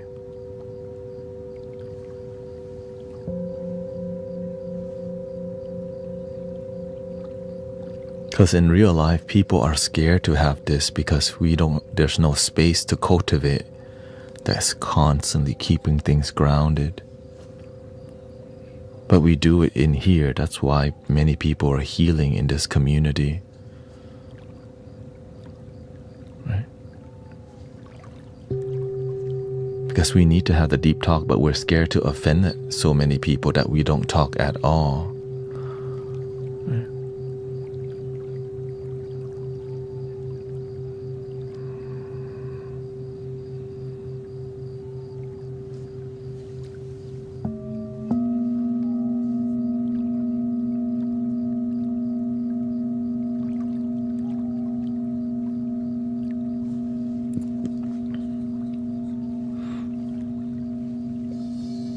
The one thing I learned that we don't have to agree on everything, and we can still love and respect each other, even though we have disagreements. Right? Ooh, human beings disagree. Eureka! We have a difference in how we live our life. Ooh. Here comes the Loch Ness Monster peeping out.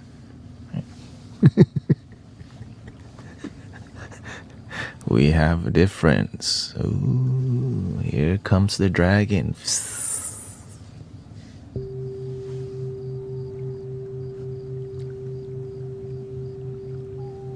In an actual healthy TikTok room, you can feel good about spending time. Yeah. Sometimes it does get heavy because we are engaging, but we all do our best here to be a good neighbor to each other, knowing that we can't make everyone happy, but we can at least breathe and relax. You know what I mean?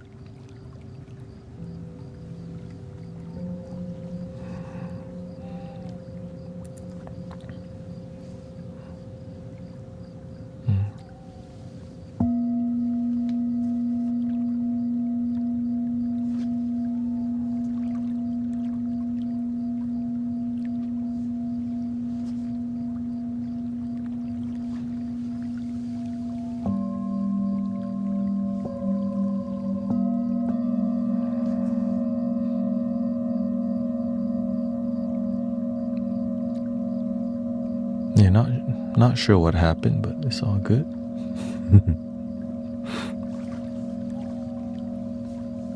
I mean, again, I just took some day break, and some people don't meditate when I'm not on, and so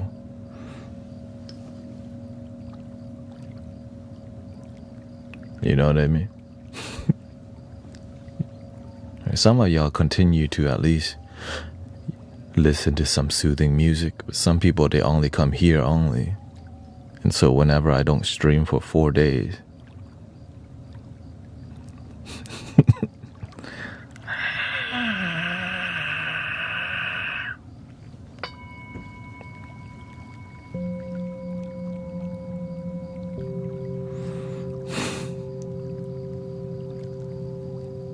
Carrie had see, sister, that's why Christy and Sister Cece and Grace stream also.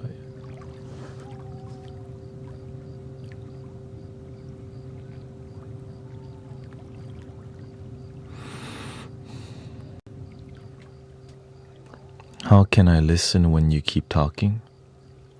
When you stop judging, then you just be listening more. Yeah.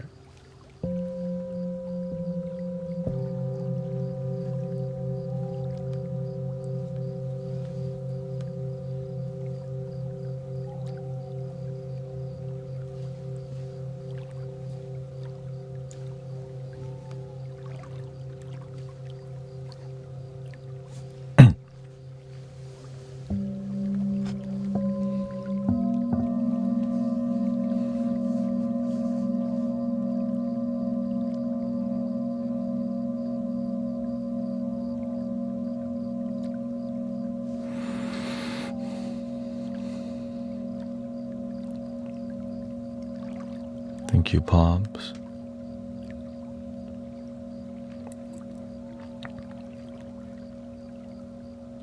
It's okay. Well, I mean, it's good. Everyone's excited to be back. I'm glad you're excited to hang out with us too.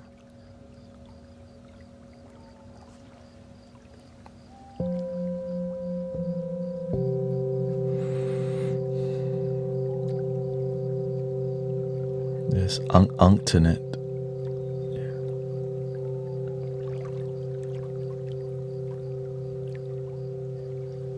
Welcome, Tariq.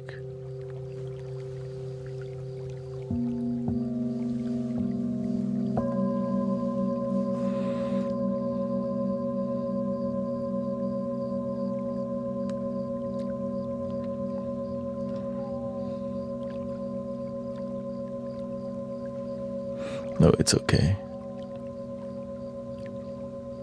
Sometimes humor can come off as rude, you know.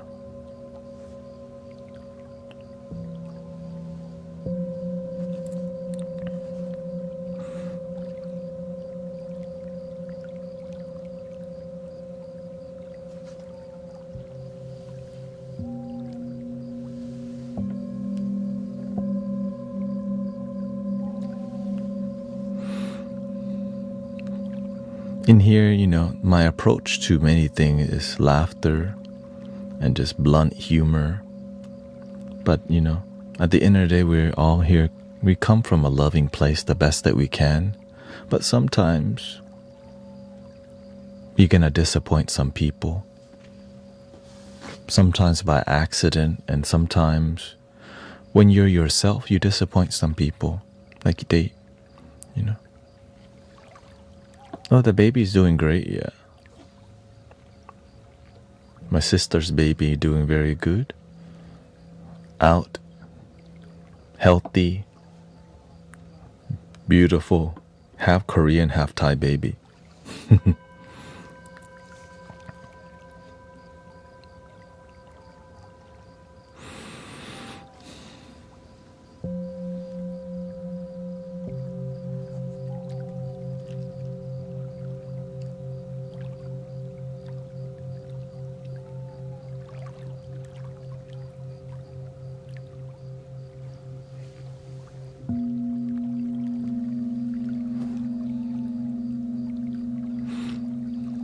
Yes, the one thing we don't do in here, we respect that people have different politics, but in here we just focus on happiness and one love.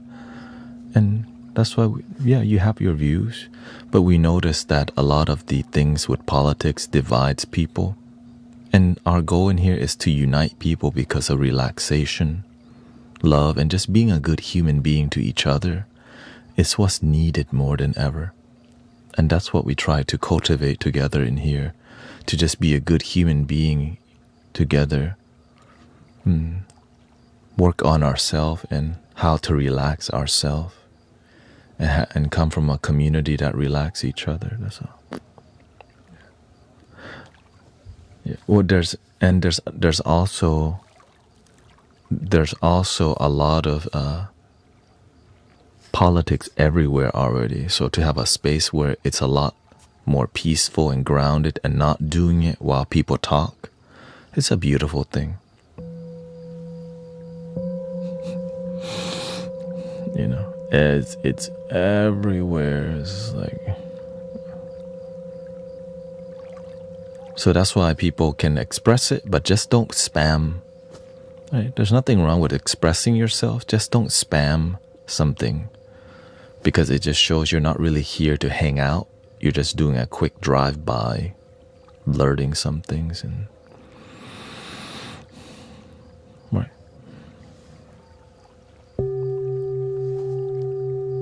And I learned this already, because when you've been live streaming for years, you're like, that really brings down the vibration. How can we maintain peace and love?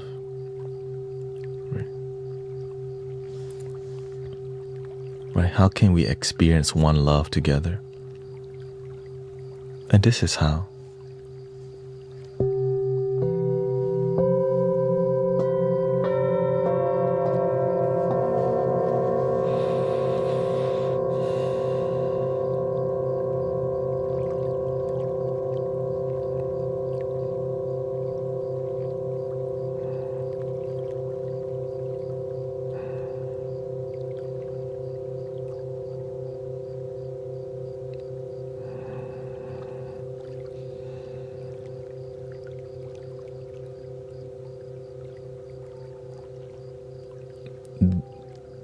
Did you hug any trees? No, I did. I was hanging out in a hammock though.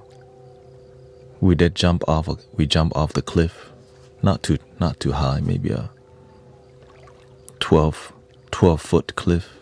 Everybody jumped off the cliff. I didn't see Emily and Charles though. Yeah. I think Abby jumped off the water cliff. Just a small one.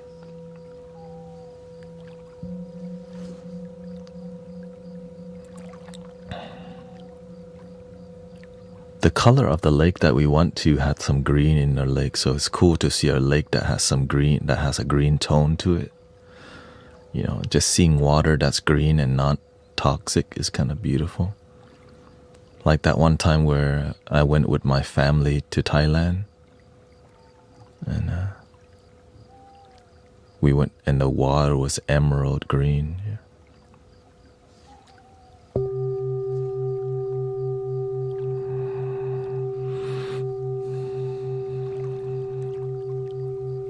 Emerald green water is kind of like, wow, that's Mother Nature, you know.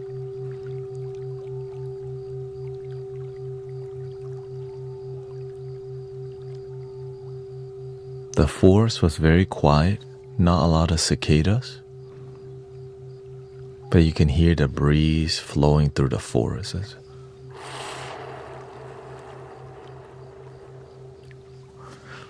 That's a good time.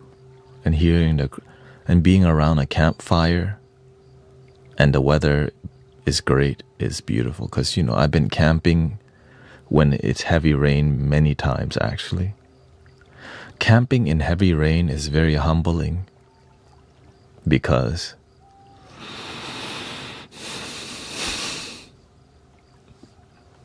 it's like not the greatest condition for camping, you know. Yes, lots of stars out there, very clear stars, bright in the sky. I didn't see the Milky Way galaxy or anything, but the stars were bright for sure.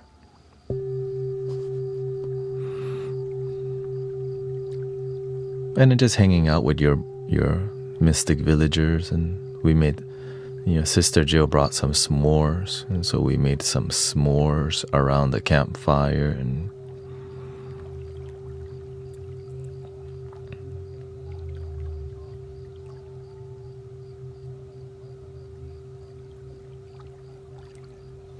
just slowing things down, you know.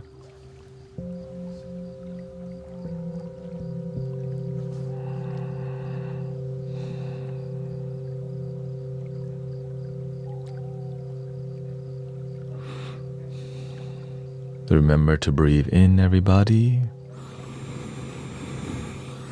and slowly out.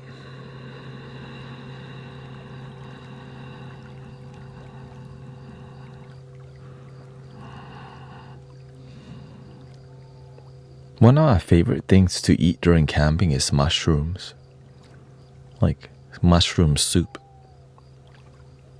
When there's mushroom soup,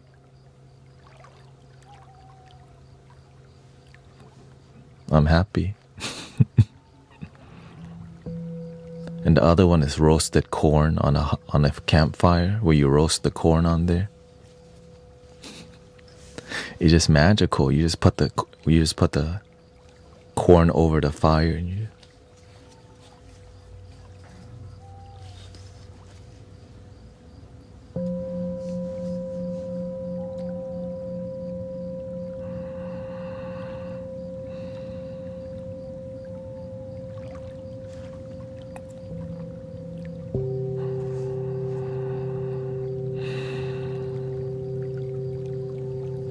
diaphragm breathing is very beneficial to overall health. Yeah. I call it stomach breathing.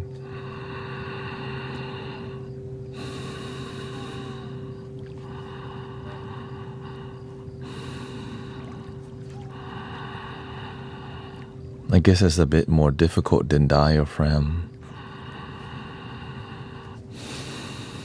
Right, it's around here. And the stomach breathing. focuses on going beyond, I guess, lower.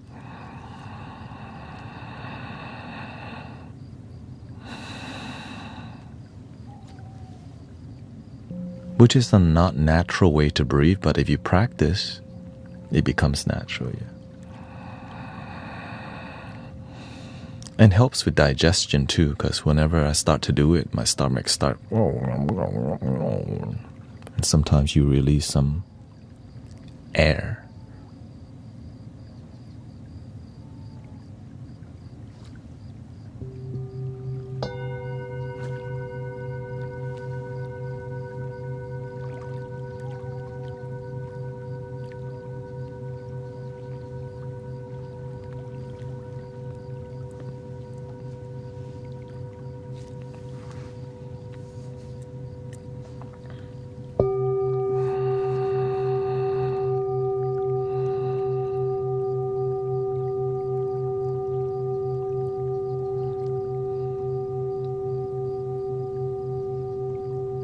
Welcome, Cherry. I was born in Thailand, and then I came to America with my family when I was 6.5 in 1995.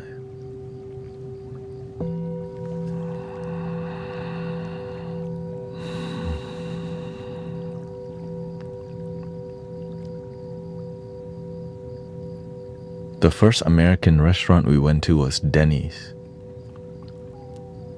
We mainly went to the Asian grocery store to eat because, Thai food and Laos food.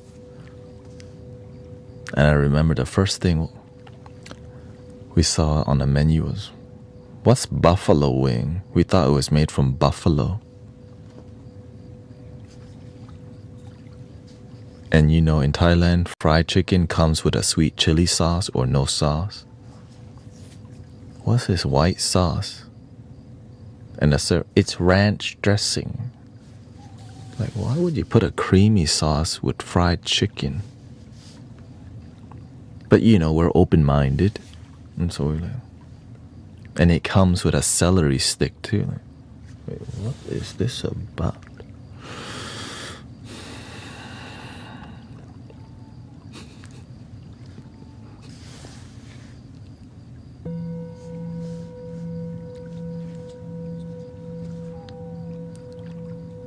Yeah, in Thailand they don't really eat ranch dressing, but now they do because there's tourism and so a lot of people go there. Right. Back then people weren't really eating salad because they had stir fry, like vegetables that were already healthy. So the salad life is a bit more, yeah. I would say it's more of Westerner, right?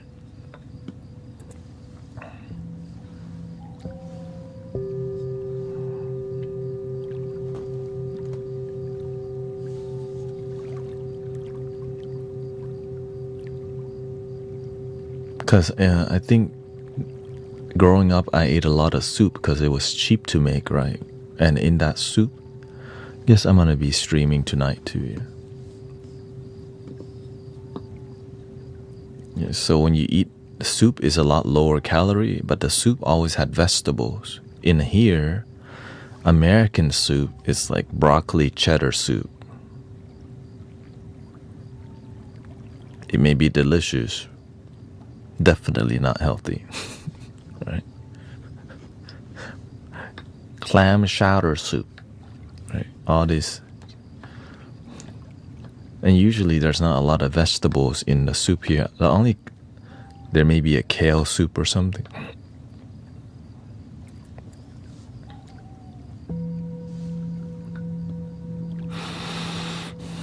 But whenever I grew up eating soup, there was always some herbal vegetable inside that you can pick from the side of the road, actually.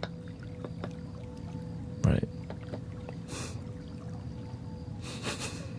And you can buy at the store too. Yeah.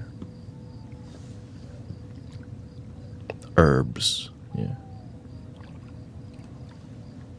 You have your own herbal garden.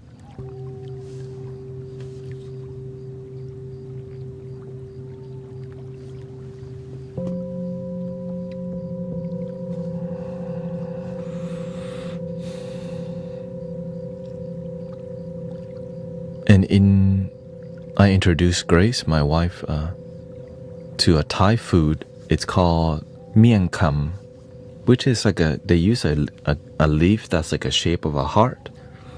Right? It's like a snack that's savory, but you put like a toasted coconut, which is like shredded coconut.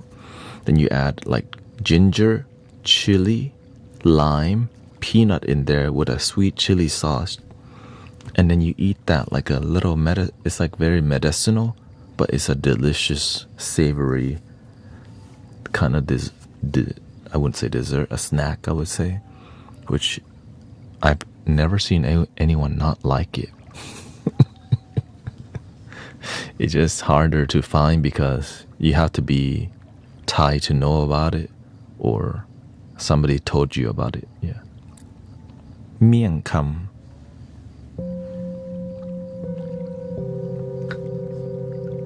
And thank you for 100,000 likes, by the way.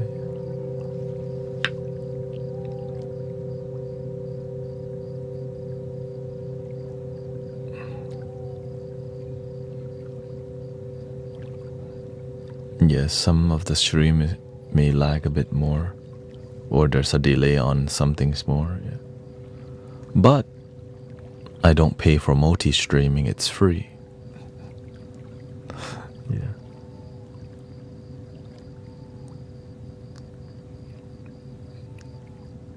I was born in Thailand. Yeah.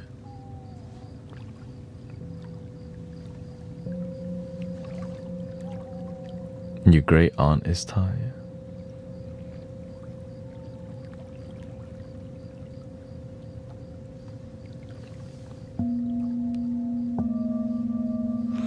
Do you speak Thai? Yes, because we had a cousin that forgot the language when my cousin came here first, because my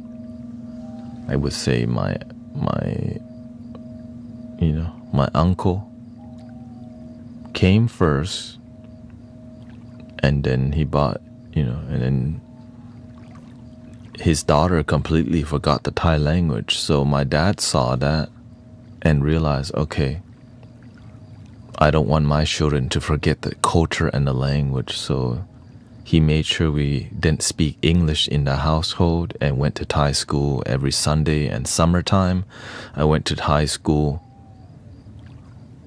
Monday through Friday during the summer. So I was immersed in Thai culture growing up in America because my parents didn't want me to forget the culture, the language, the tradition, the music, the dancing. So I ended up connecting to the Thai culture more than most Thai people because, because we're so far away from it. Yeah. So it makes you have to learn and connect. So I grew up doing Thai dancing, Thai music, Thai festivals, right? Thai language, Buddhism, everything Thai I grew up around, because when you're farther away, you have to find a way to nurture that. And so the temple is a place that you went to connect with the Thai culture. Would love to see you Thai that. We did more, I did more Thai folk dancing, which is it's folk style, so it's very entertaining to watch. What makes you a guru? Oh, it's just the label. Yeah. The results is why people do call me guru, because I help people and their life actually help transform, and so they actually, because if you're not a genuine one, people don't call you that. Right? Yeah.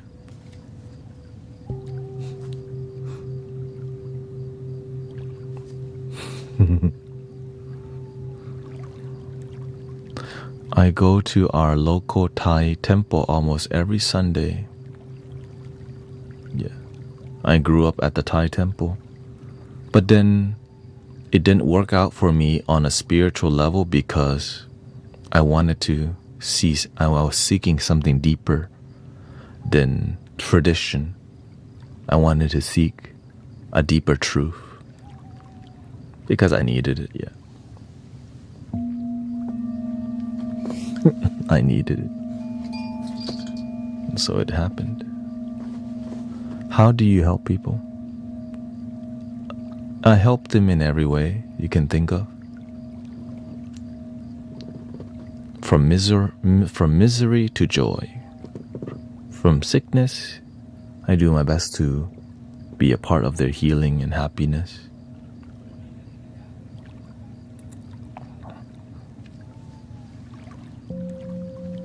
But to me, I don't do it, right? I'm just an instrument for the universe to work through me, and the healing happens because of love. Yeah. Did you seek Jesus? I mean, I have a deep respect for Jesus for sure, right? My father actually took us to a Thai Baptist church growing up, and I found that the Christian people were very kind.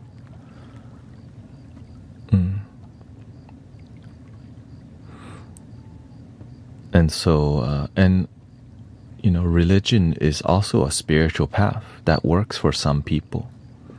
And so, yeah. Can you give a practical example? Some people were addicted to many substances, and I helped them quit and get a better job, like quit smoking the crystal, smoking the herb and not healing. So through mentorship, they become sober, their life is happier, and their body stop deteriorating. Right. From sadness and focusing on victim consciousness, you help people learn to love themselves. Right. From heartbreak, you teach them where love comes from. Yeah. I mean, yeah, you don't have to believe. That's all. Yeah.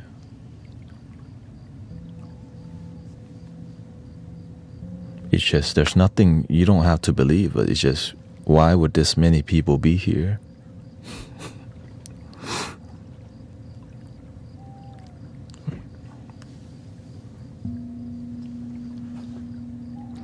Right. The thing is, that's why there's other spiritual people,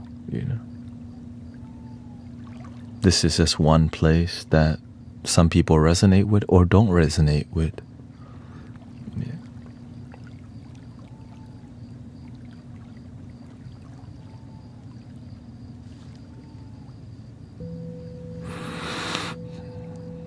You should visit a Pentecostal or charismatic church. They still practice the gift of. Yeah, the thing is, spiritual people can be religious, or they can just be non-religious also, or be spiritual. Right? So there's good people everywhere. So, but of course, there's also, manipulators too. And so if you're genuine, right, judge them by their fruit.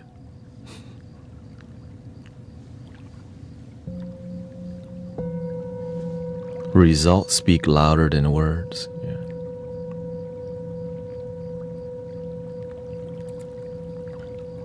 How can you be spiritual and not religious? You can believe in love, the energy of love.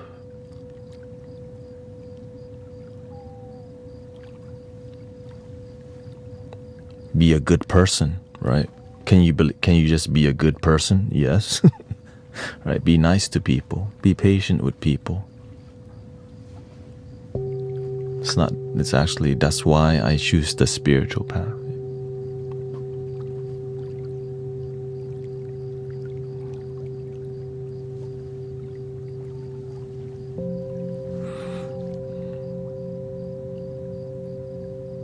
Because I learned earlier on, how can you...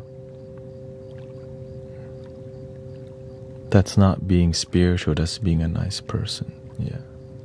Well, a nice person can also be spiritual. It's just sometimes people, sometimes even we've been taught that the only way to genuine happiness is through salvation or whatever, right? That's one way of thinking, right? Just do what works for you. That's the issue nowadays. If it's genuine and it works, right? It's not one size fit all, right? That's why we have to have discernment, awareness. But some people, all they know is the desert because all they live in is the desert.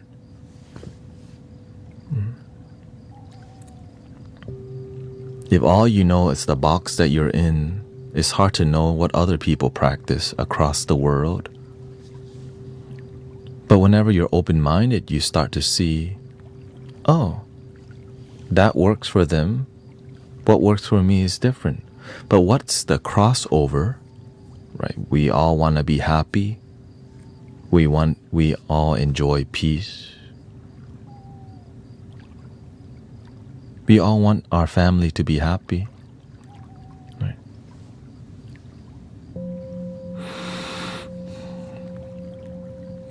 God gave you your spirit. That may be true.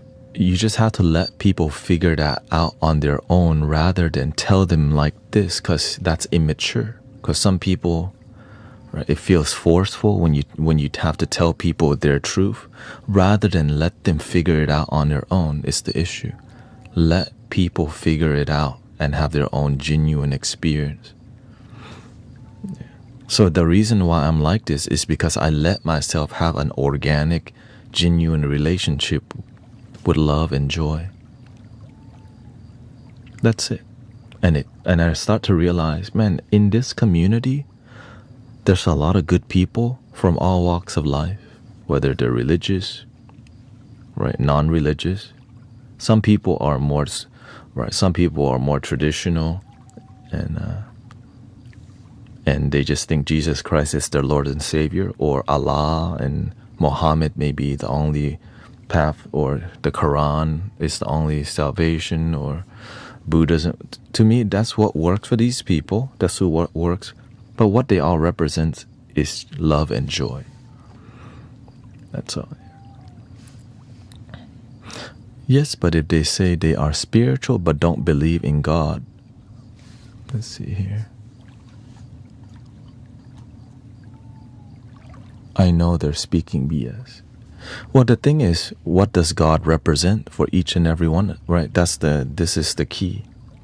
What's God to somebody what's God to somebody in Tibet may be different for somebody in Jerusalem, but that God represents love, and we can agree that we all we all connect with love. Yeah, that's all.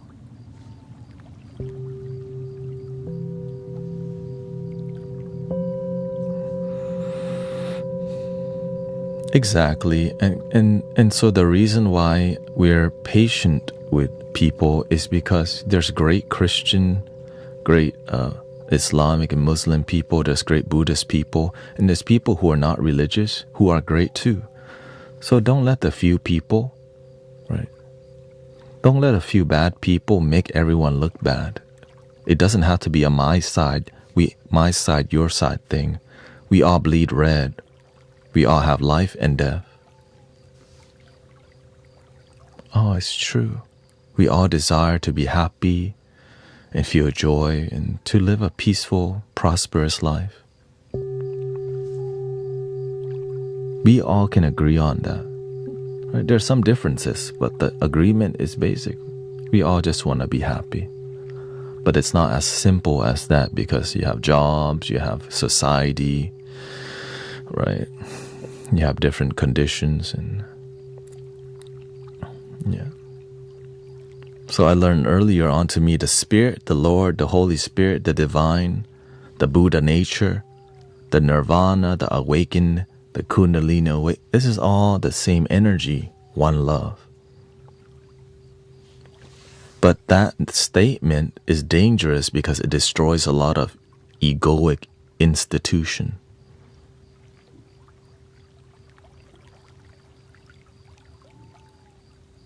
But they have right? They have a good intention, right?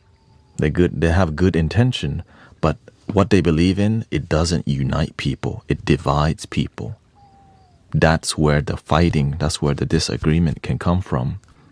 But when we start to be patient and to like, hey, look, we may have differences, but we can still love and right. We may have disagreement, but we can still respect and love each other.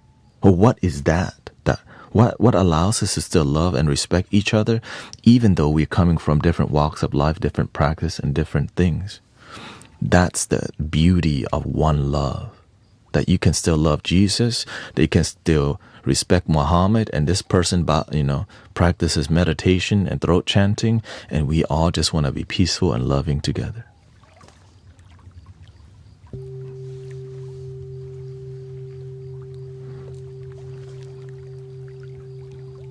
They say that's what religion that's what good people do. That's what good people teach. Respect, love, and kindness. It's not right. Good people teach other people to be good. That's it. And some people, their community failed them. So that's why we don't have to fail each other by being a good community with each other here. Right. And so that's why I'm willing to be patient in here. Why? Because we actually believe in one love rather than my side, your side. Just be a good human being to each other. Right? Let's get rid of the my side, your side, because we all bleed red. We all want to be happy. Why do we forget that? Because it's the egoic narrative that keeps people separated.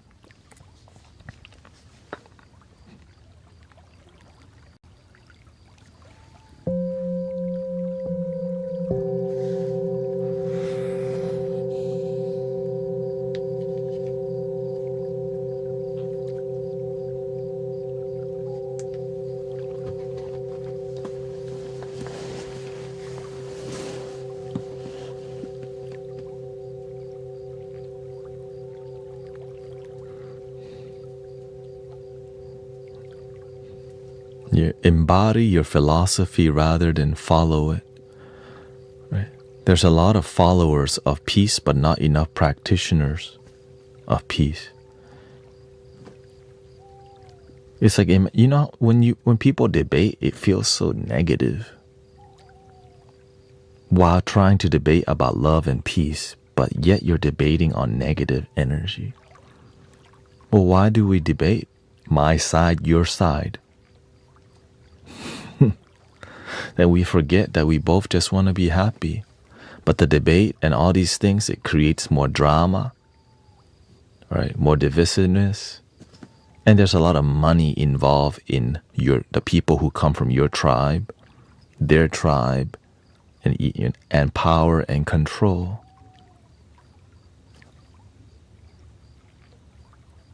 But we all are in. But we just have to remember this on a daily basis, so that we can see the game that's being played.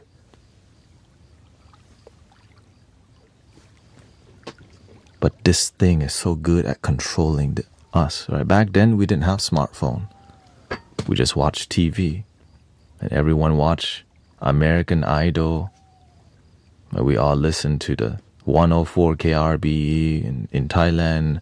But nowadays, this is a fast controlling system. It's all right. But when we step back and see, wait a minute.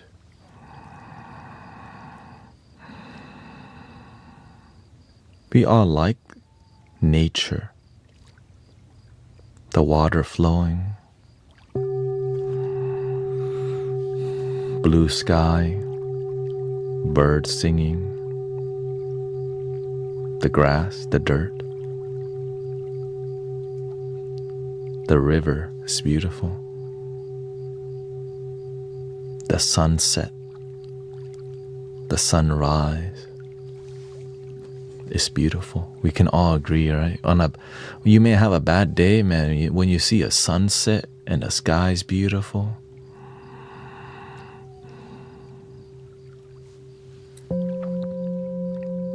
it's like, well, at least I got this.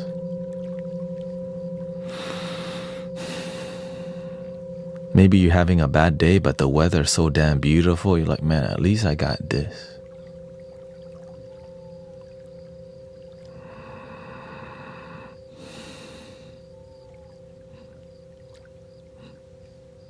At least I woke up today.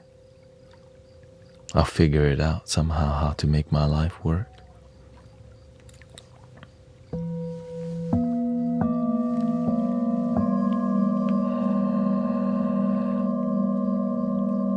You have your beautiful self.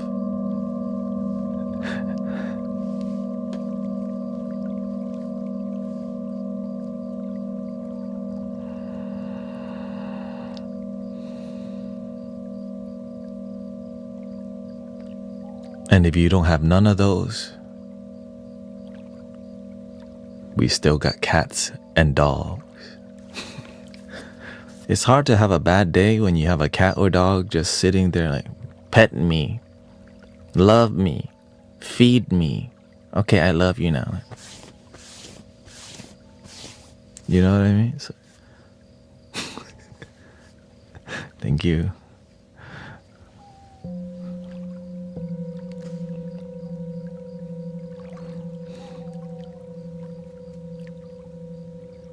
A shout out to all the animals that make life better, because I know I used to be very sad in the past, lonely, depressed, but I always, the cat, at least I can talk to you for now. You're always home and you don't ask me no question.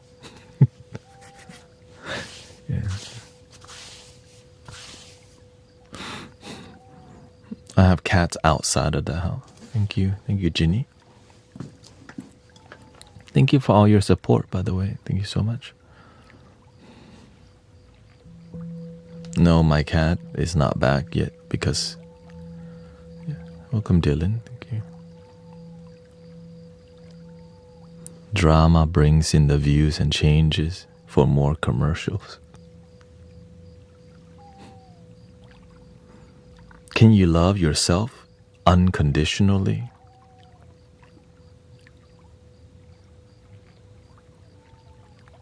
It can only come from you. But it's not you here. It's you that's in here. It's beyond the mind. Yeah.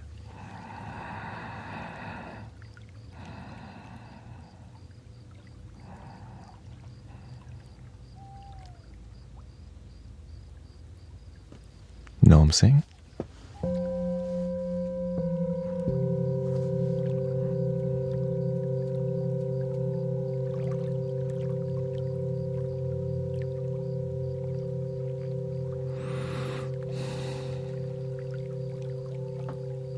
Which some people can say Christ consciousness, divine love, agape love. That's what we practice in here.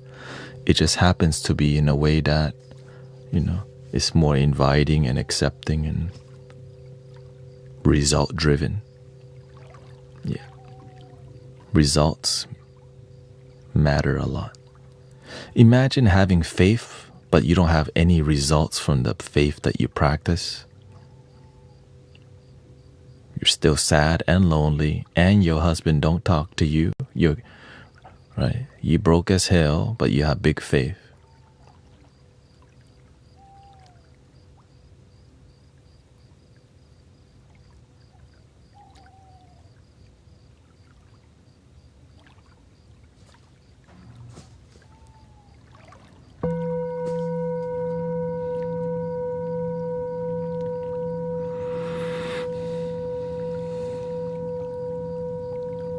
The way I practiced my love is a lot more like how Christian people love Jesus, but to me, it's just love that does include Jesus, but also Buddha, Gandhi, my cat, dog, my grandma too, That's it. It's the same thing. It's just a bit more open to other people and other, practices, because to me, I realize,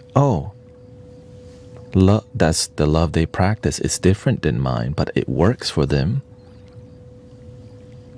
That's it. Yeah. But that view, I'm aware, is a threat to many systems, right? Because why? It destroys all of this. Like, wait a minute, you mean we can just love each other?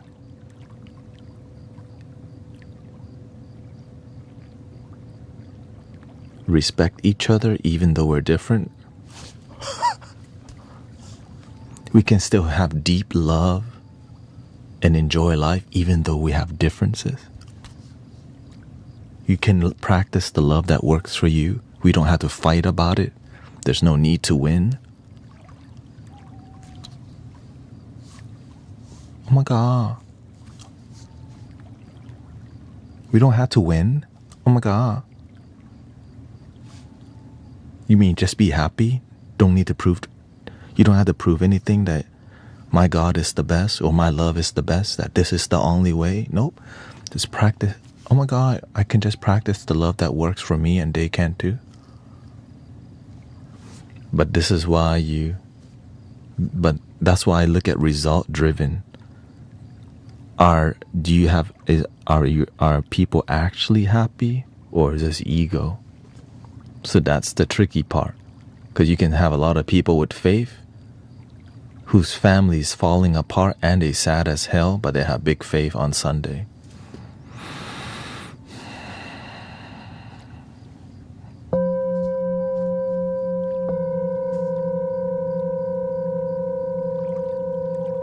You see the issue?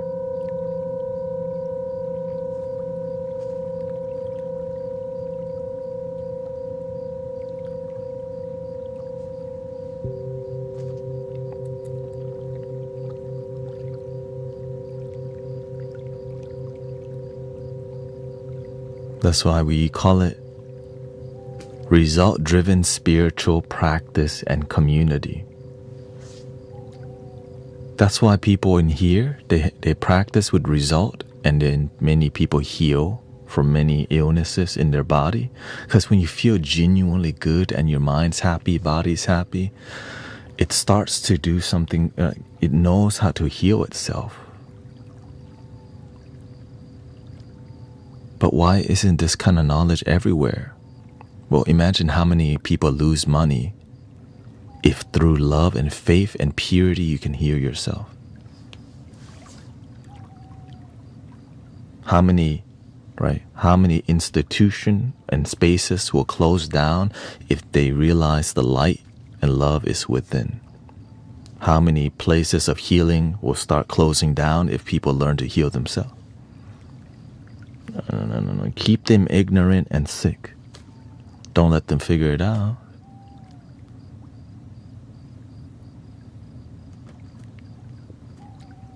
Right? So whenever I start to figure this out, it's like, man, I felt so alone in the beginning.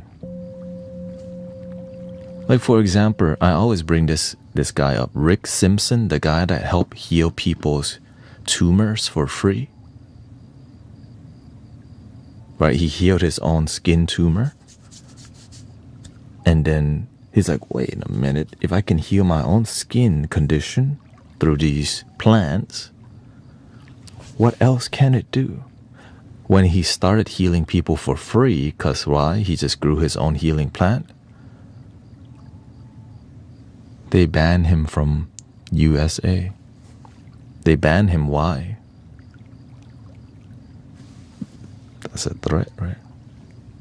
But nowadays, a lot of the healing plants are not used for that. It's used to numb more than healing.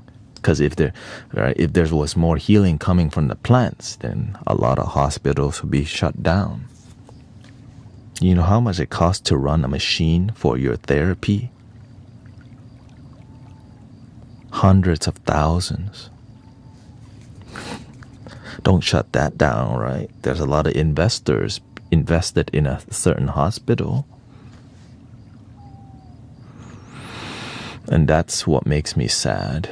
And it's what makes me continue this path of helping people from the heart and all these things, because you feel so sad when you start to realize what's going on and you tell the universe, I just want to see people heal and happy.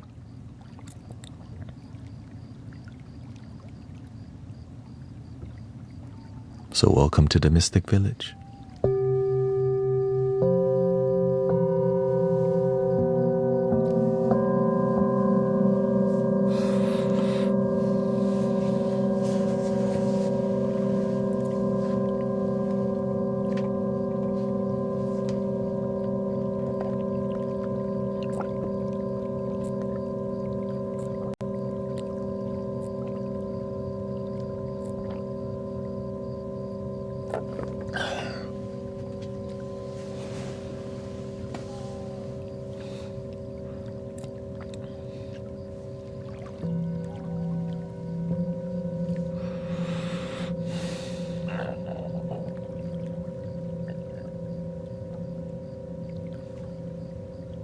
So when I go to healing events and I see surface level healing, I start to see, oh, they're just applying what they're doing over here. Sometimes the numbing, the surface level numbing is perceived as healing, but it's not really healing the major, right? Because keeping people sick is more profitable than healing them. How much medicine does somebody have to take if they don't heal? Think about that. If they don't heal, you never stop taking medicine. And even on your last day, they make money from right?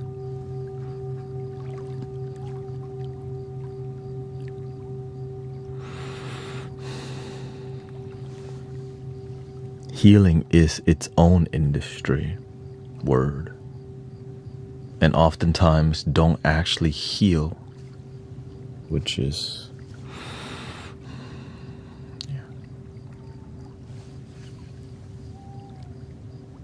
and we're all catching on to this, but we don't really know what to do about it.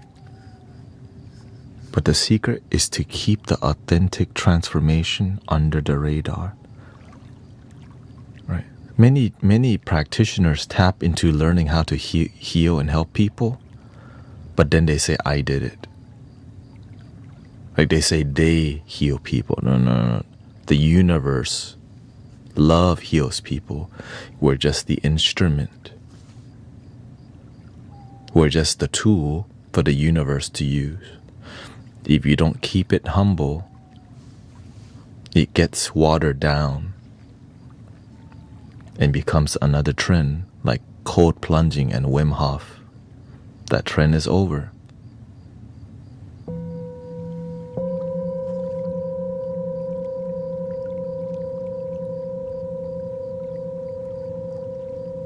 Tapping, right? All sound, crystal bowls and all this thing, that fad is right. But crystal bowl and Tibetan bowls have been here a long time. There was just a fad for it, and then it ended, right? And the new thing is starting to come out.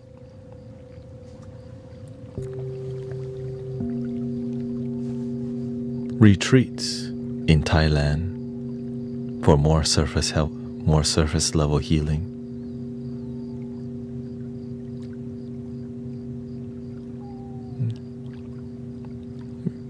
Yes, there's genuine practitioners everywhere. Whether you're in, whether it's a monk, a minister, a pastor, a shaman, there's genuine healers everywhere, but they stay low key. They stay humble, because if you don't, the ego destroys everything. If you don't stay humble.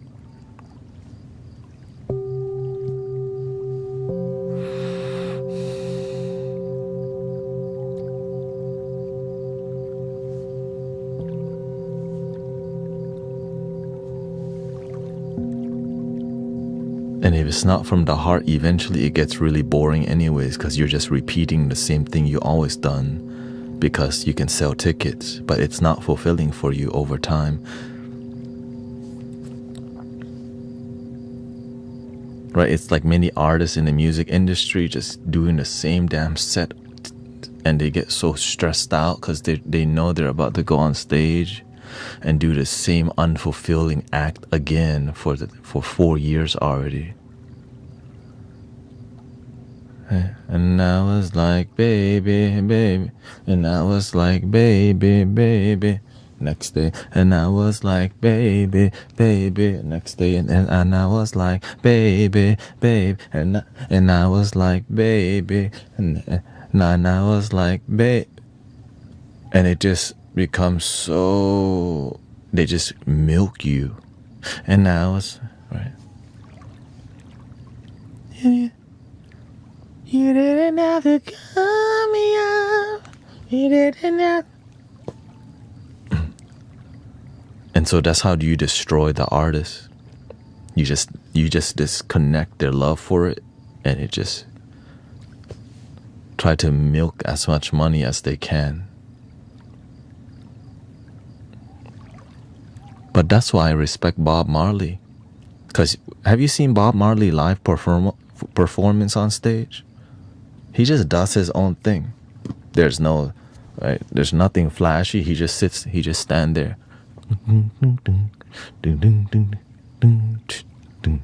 He just channels the music, and everyone just stares at him. Right? His band, the Wailers. Rising up.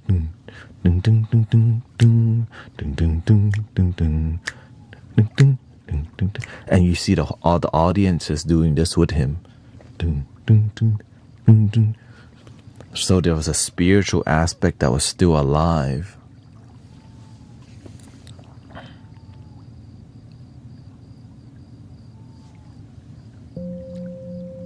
But it's not lost just yet. It just changed form.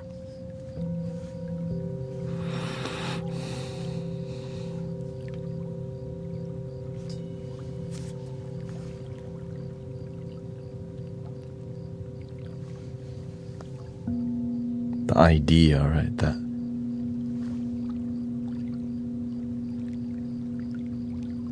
it's just that whole era was a lot more raw, right? Because that's what it was. It worked, right?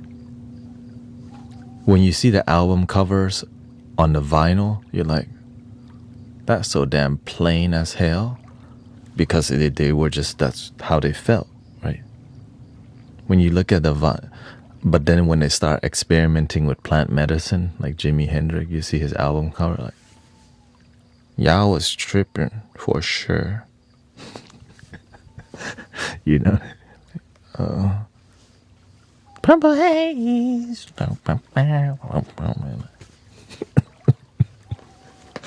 But there.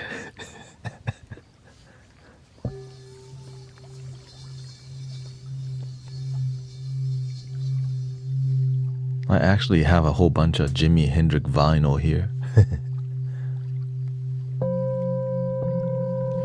Passed down from another collector.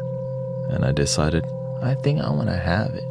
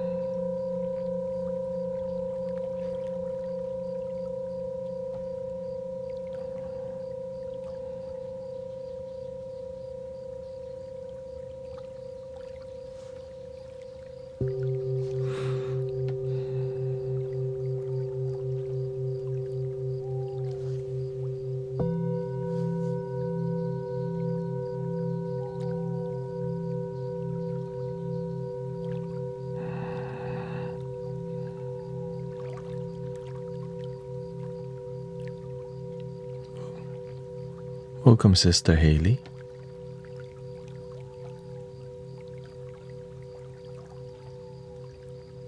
Thank you, Sassy Mom. Oh, you've been taking a nap here?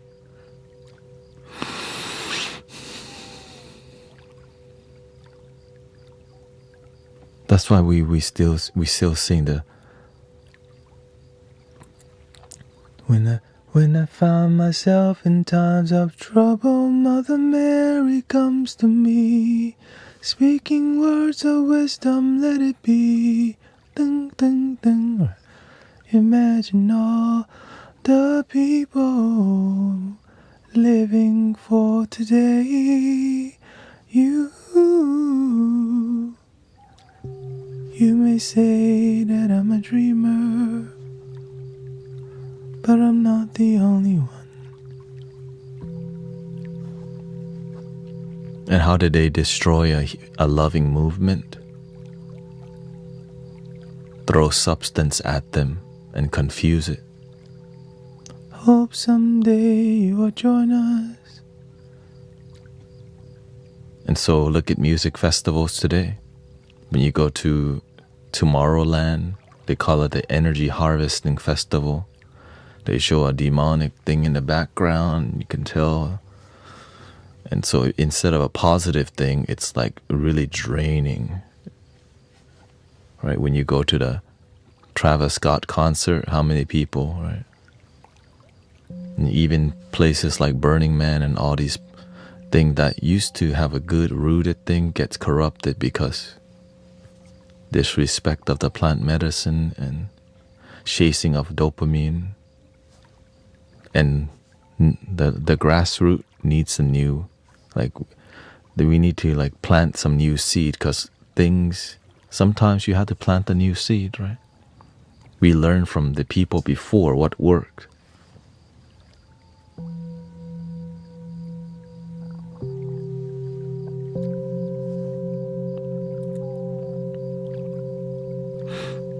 But when things get too big, like a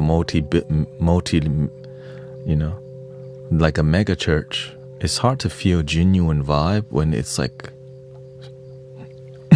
it's that big, you know. But not to say it's bad, it's just authenticity. Right? Even in every culture, even in Buddhism, whenever the temple becomes more commercialized, it's missing the authentic leadership. That's what it is.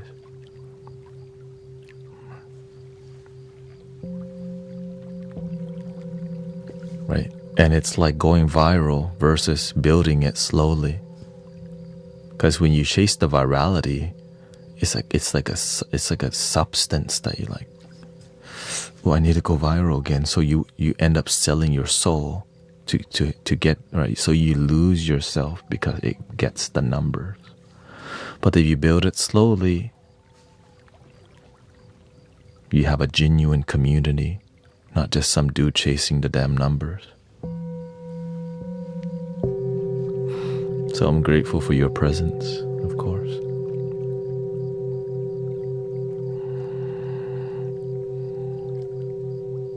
Right. So y'all have seen, welcome Sister Vanessa and May. Right. So, but of course we have to also slowly grow, but to not grow at all is an issue. Right? We got to keep growing.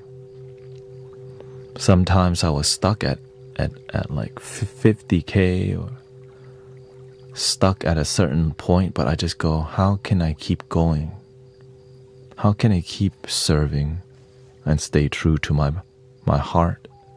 How can I still play the flute and singing bowls and still not be I want to be inspired when I'm here, not feel like I have to do what people want and lose what I want to do. Right?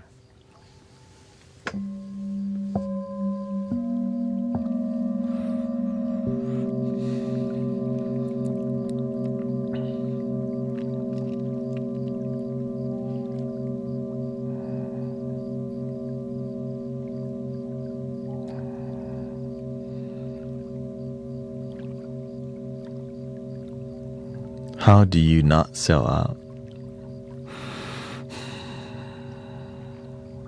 Stay true to yourself and your principles. And stop needing things to be comfortable all the damn time. It's how you design your life, you know. Do the best that you can and don't be too comfortable. When we start to feel comfortable, we stop growing. Too much comfort makes you like, you're right, let me just not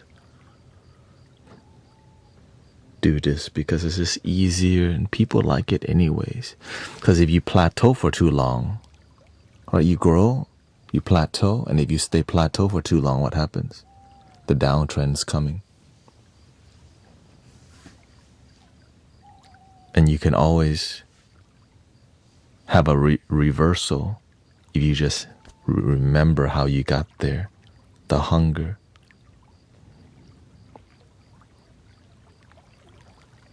To serve, to be a good human being, I always remember whenever I die, I don't take any of this with me, but the love that we inspire will continue in people's heart forever and their children, right? Good people will help more good people.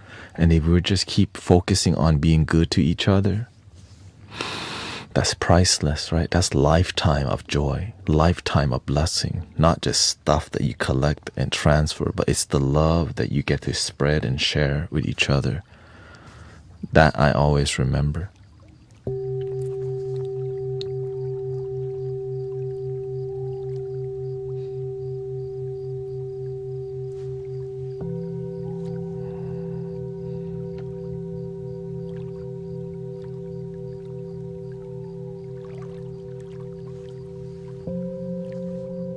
Be a good neighbor too. Be good to ourselves and be good to the people around you. Especially your family who've been broken like my mother. Helping my mother took a long time, but it's hard to help other families when your own family needs your help, but they're hard to help. But when they're hard to help, that's a great lesson, because if you can help the difficult people to help, it's a lot easier to help other people, because right, sometimes the hardest people to help other than yourself is your own family. Unless you blossom and you become you become a good servant enough to help your family. And so that's my goal with the community. Help y'all to help yourself so that you can go and assist your family who you may think it's impossible to help, but helping your family, they don't need to be like, I'm so effing happy in life. They just need to be good. Content. Right? Just content is enough. When your family is content, you've been blessed, because to even say, my family is content, that's a huge statement, because a lot of people's family miserable, sad, lonely, disconnected, drama. My family is content. So am I. It's beautiful.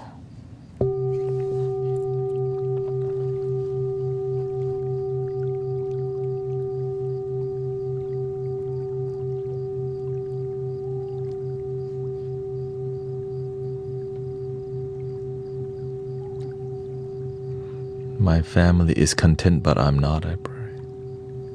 Well, at least what you can do is work on yourself now. So props to helping your family be content. And it's time to get back to you.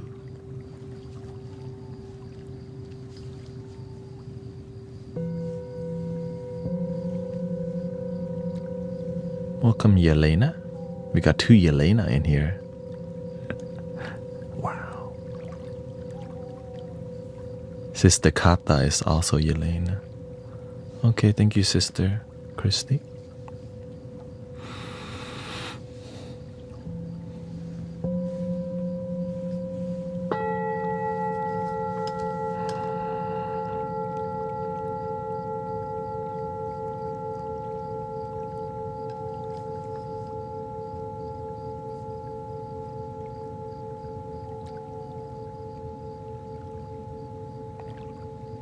We talked about Sister Kata.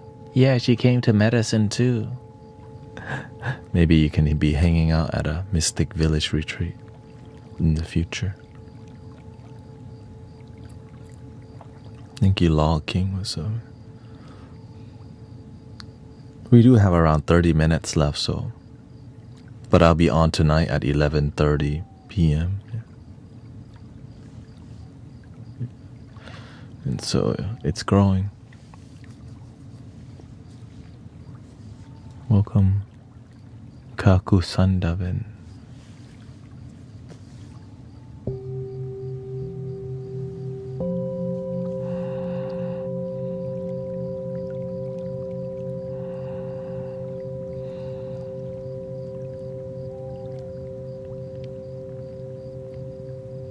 The best retreat to take is the one that's right under your nose.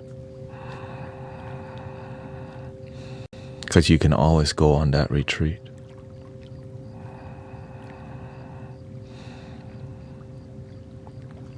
this year we just focus on the mystic villagers and ourselves rather than do more to, so it's very grounded. And that's the goal. We like serving in difficult environments, but we also need nurturing, grounded environments. Because in a chaotic environment, there's more people to help. But sometimes you want to help yourself, and the community that you cultivate with.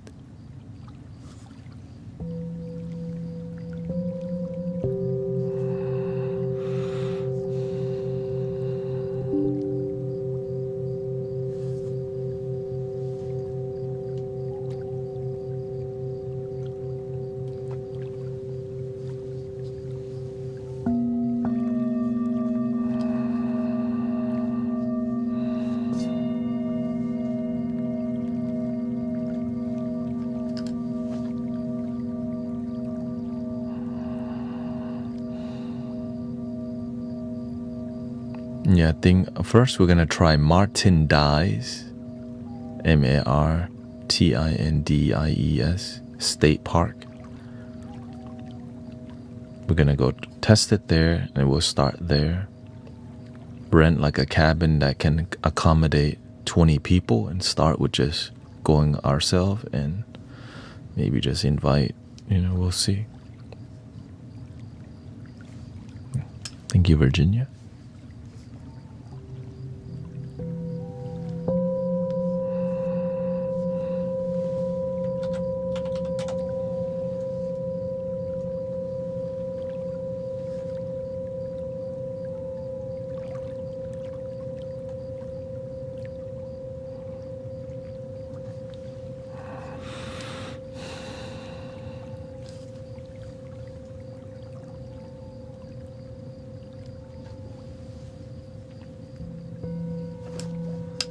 There's a lot of beautiful retreats that people hold, but the retreat we would be doing is donation-based retreats.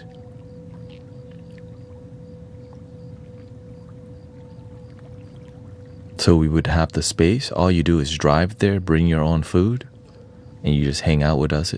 But you don't have to, right? You could just be with nature and do what works for you, because sometimes you just want to be alone, and you should, rather than, and so, yeah, that's kind of what we learn. Yeah, it'll be in Texas because I'm in Texas. That's something that,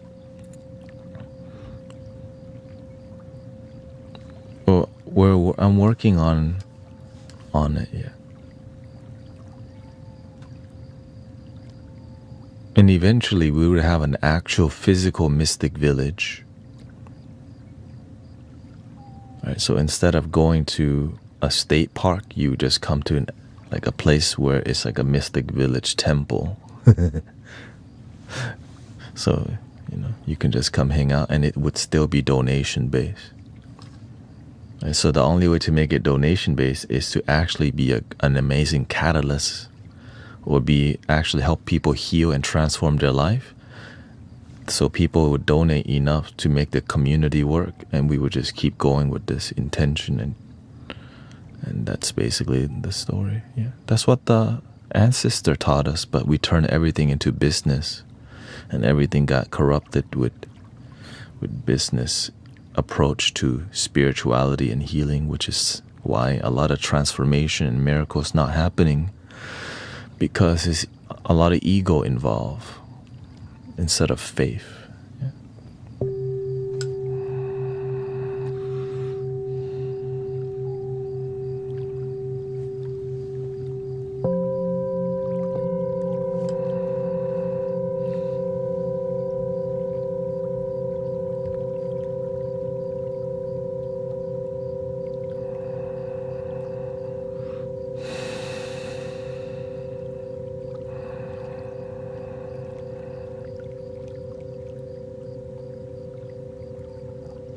So the way to help heal people is to keep everything as pure as possible, but there still needs to be donations, because that's called reality. You know what I mean? But the way to inspire donation is to actually help people genuinely, not marketing. Right? The best way to market yourself as a healer is to actually help assist and heal people genuinely. But sadly, a lot of it is more the image of healers, and good marketing get people to go buy Eventbrite.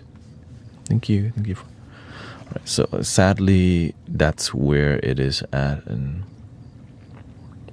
like where the healing movement may be at, and retreat center, and the lack of transformation, which makes people have more faith in plant medicine because they're not healing, right?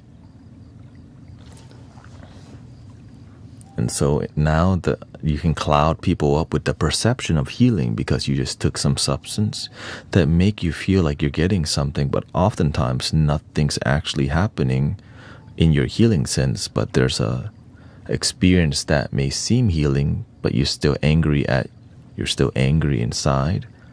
You're still sad. You haven't forgiven because they're not teaching how to forgive. But they'll give you some plant medicine and hang out with a campfire, and yet people not heal. Well, no, the sad part is, how come nobody's asking, well, why is the healing not transformative? It should be, right? It looks good, it sounds good, it even feels good. But why?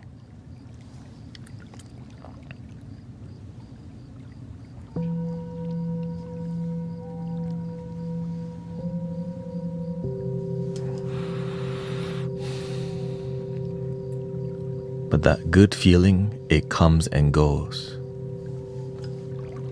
But the genuine good feeling is something that you can sustain through meditation, practice, and being around positive people, positive community, not need to take something to feel good. All right, but we respect plant medicine because it does help. But also there's a medicine right under your nose called breathe in.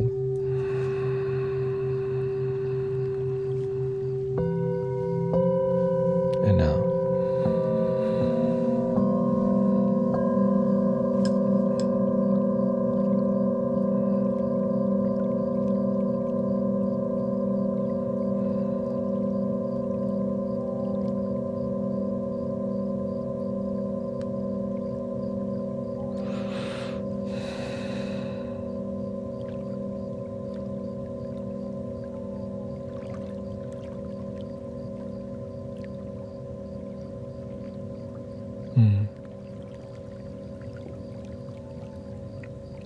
So having a space where we're silent, like Sister Kata says,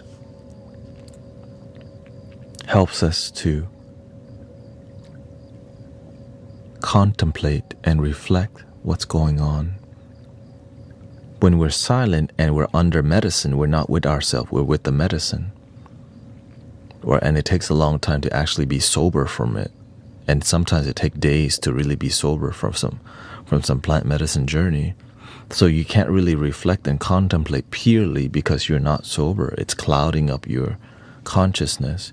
But it can help to ease, it can help you to face some difficult things.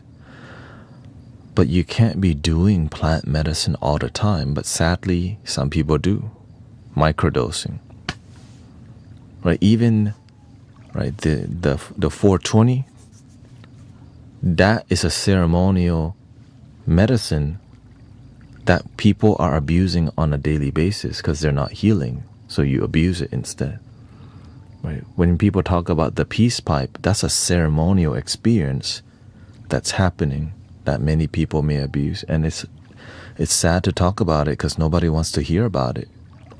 Because we have more faith in dopamine and rolling a fat one than actual healing because it's not cool to heal.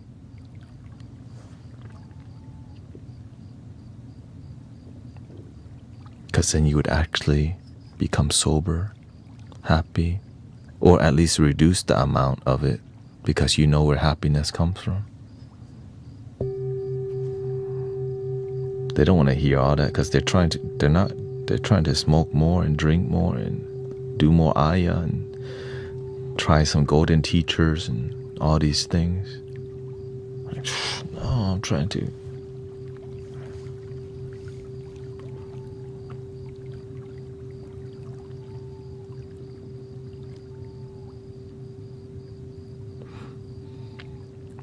And so that's what led me to creating Mystic Village, just because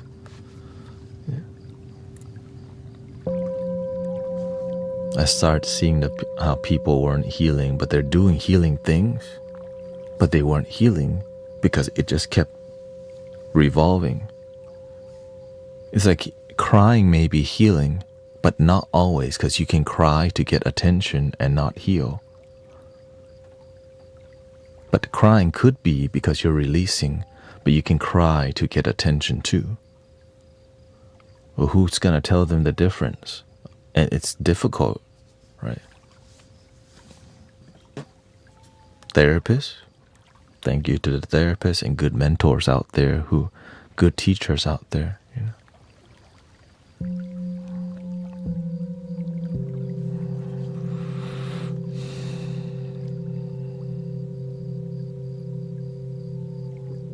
How often should I go to temple and pray, says Mega Fool?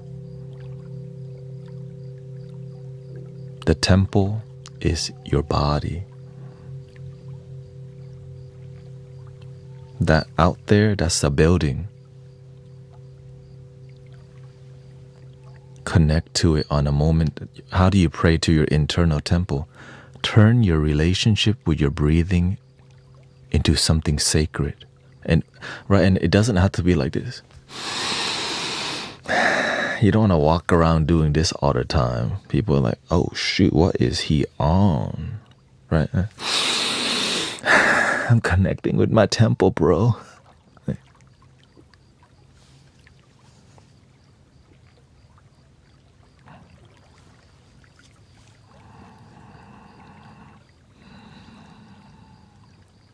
It can be humble and quiet relationship with your temple. No one even has to know. But sometimes, let him know. Stay humble, right? But you can be proud. I bow to people a lot because you know why? Because I'm respecting myself. I'm willing to, because that's who I am. Right? We don't have to say namaste every time too, you know what I'm saying? But if you do that, that's your thing. Namaste.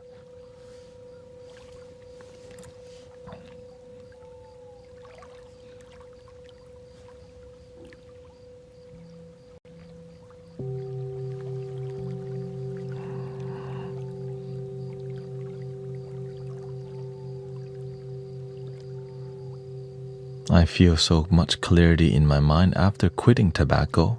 Even though I chewed the nicotine gum, I'm chewing less gums a day now. I'm happy for you.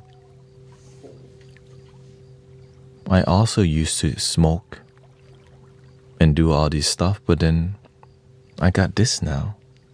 Bowls.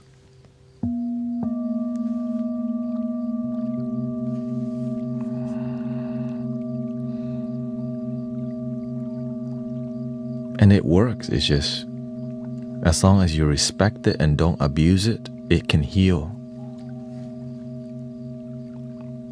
But when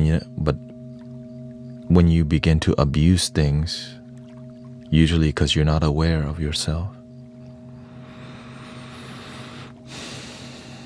and then you go down the spiral. How don't we abuse? You have to respect it. Right? If you're doing any plant medicine or anything that can be draining, you have to see when something drains you, it tires you, it disconnects you, it makes your life unbalanced. Right? For example, you shouldn't drink Red Bull right before bed because you're going to be up at night. Maybe you shouldn't even drink Red Bull at night or in the evening because you want to go to bed eventually. Right? And so if you are even to use it, it should be like more in the morning or don't use it. If you know you have a bad relationship with caffeine, maybe switch that caffeine to like green tea or reduce the amount. Right, that's why you see me, a little cup. The line is here, espresso. Right? But if you don't have it, you're gonna go to Star Smug, right? You're gonna get what they call the venti, right? Ice latte frappuccino with an extra pump of, 5 pumps of vanilla, 2 shot, extra. What is it, like 6 shots of espresso in there, extra syrup with oat milk, with no whipped cream. Ooh, no whipped cream, girl. Oh. Hey, oh.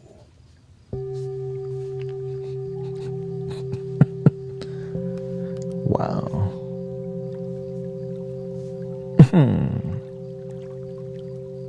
Wow, you're making a healthy choice today. No whipped cream today.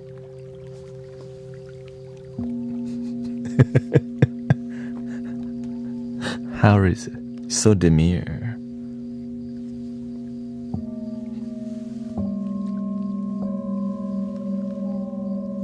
Don't forget the marble cake. Never, never, never.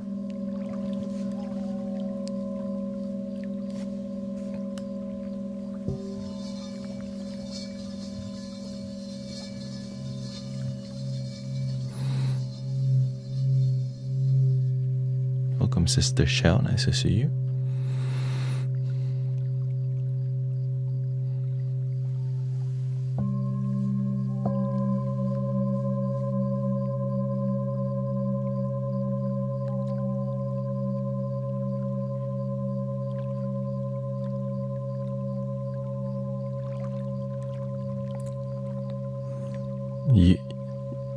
Plant medicine has healed me and continues to. The world is too fake and boring to be sober.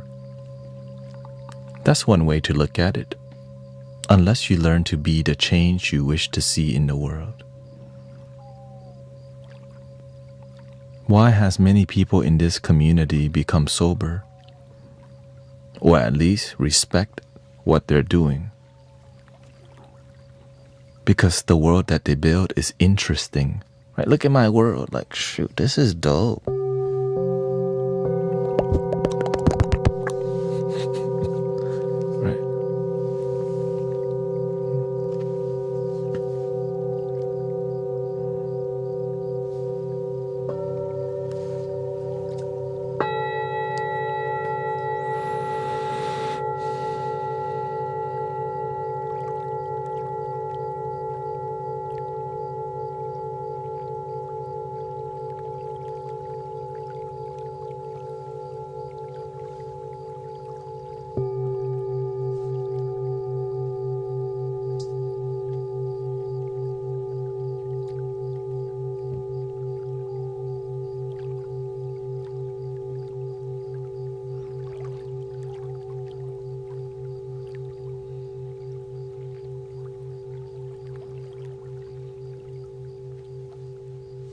Or you want more here?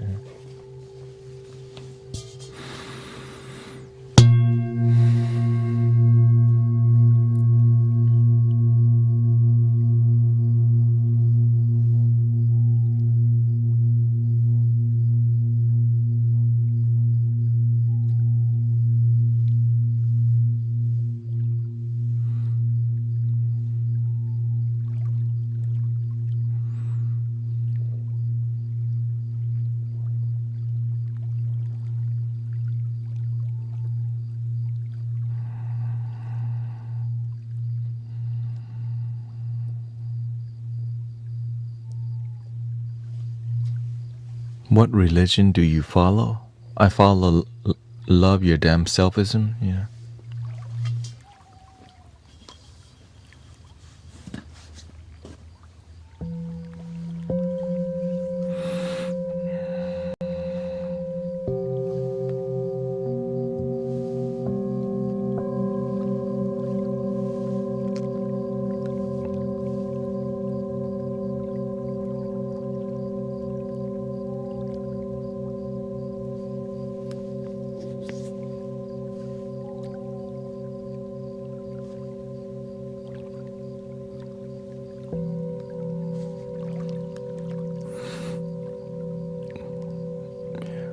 happiness with results.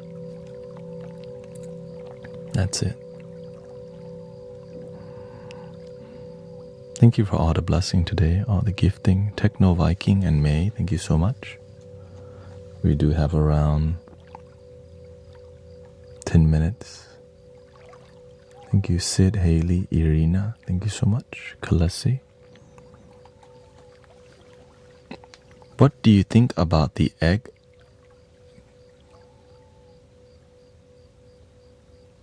Theory that...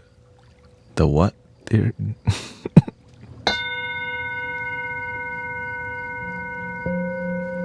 Yeah, but I'll be back tonight at 11:30. Yeah.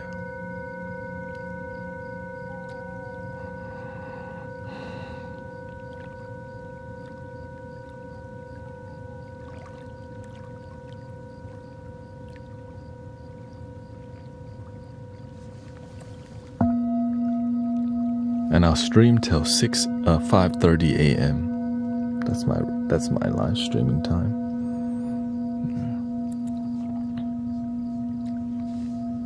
I'm not getting. Oh, okay. Well, that's okay. I try to stream the same time. 9 in the morning I stream from 3 p.m. or in the evening, I guess. 3 p.m. to 7 p.m. and then 11:30 p.m. to 5:30 a.m. I sleep at around 6 a.m. Yeah. Because people appreciate this even more at night, right? When you on the last... Oh, I was out of town last 4 days. That's why, yeah. So I have not been on...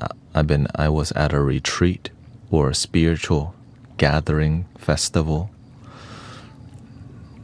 with the mystic villagers locally here. And Rio came too, and Sister Megan, Sister Emily, Charles, Shanjo, Evie, and Grace went to.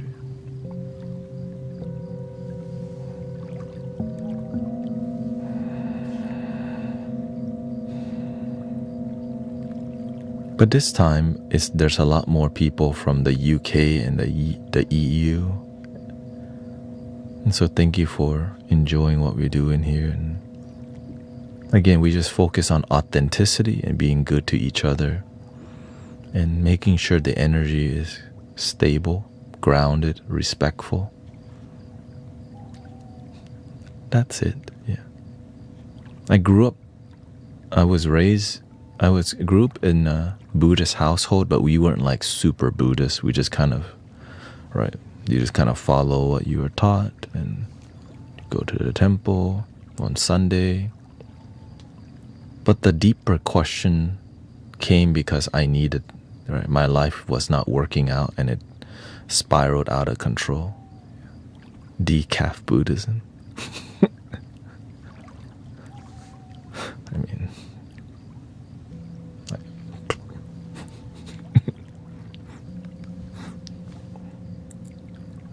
let's just call it a different juice, okay? Decaf Buddhism doesn't sound so good. It's like watered down Buddhism.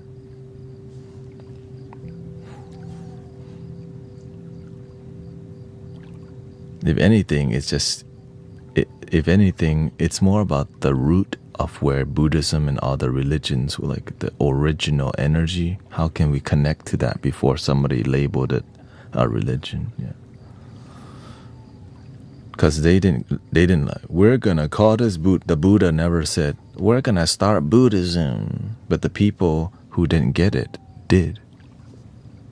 But the people who didn't understand the teaching, y'all represent something good, but we don't even practice it. Let's just call it Buddhism.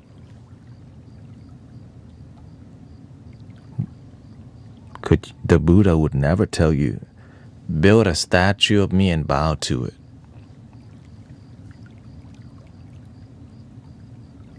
Right. Jesus would never say, build a cross with me on it and pray to that. Because the Lord, the Buddha nature, the Christ consciousness is already within. Right? I learned from Michael Beckwith. The Buddha never bowed to a statue of himself.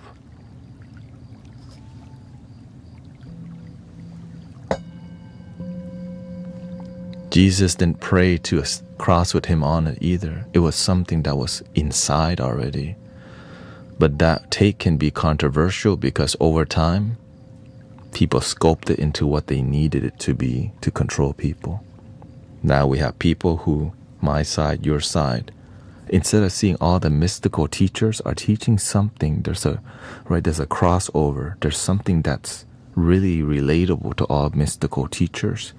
And that's what I pay attention to.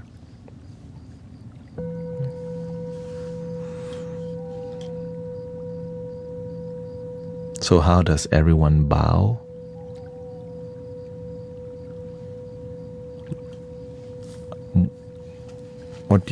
What do you mean? You don't have to bow, just be a good person.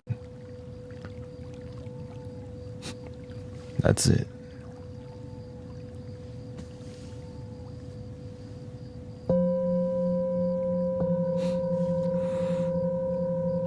Now, if you want to bow, find a bowing style that you like and just copy that.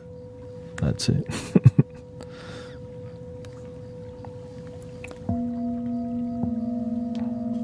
Every culture has a different way they bow.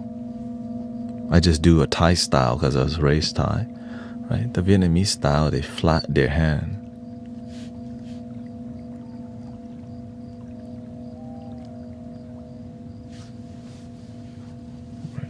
Some they go down, right?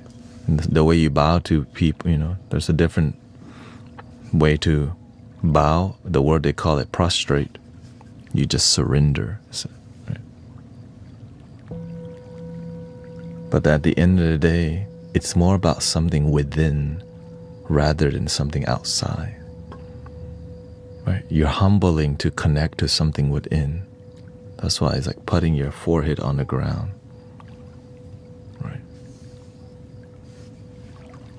Humbles you, put your ego on the ground.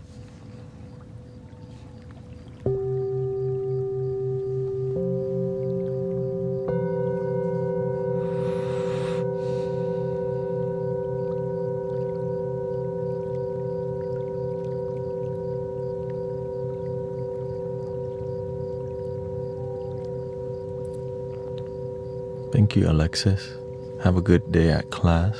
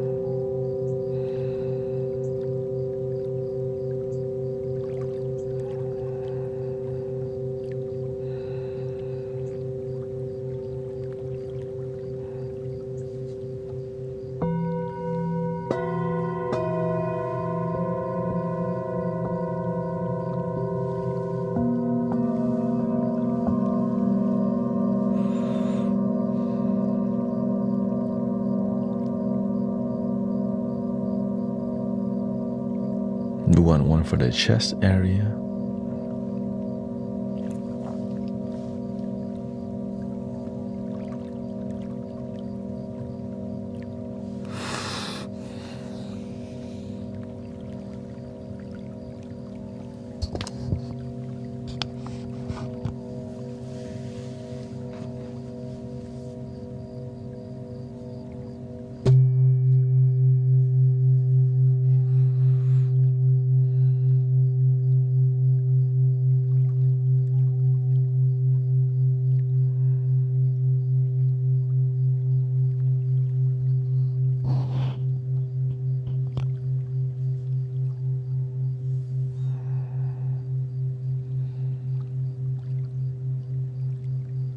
$11:30 p.m. I'll be back.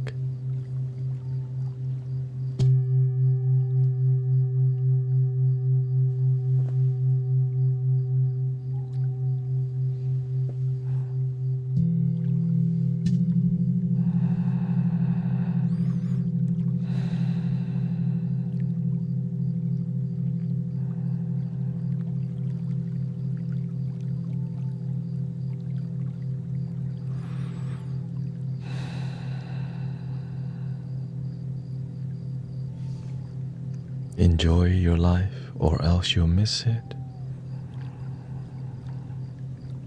Busy trying to achieve that you forget to enjoy your daily life.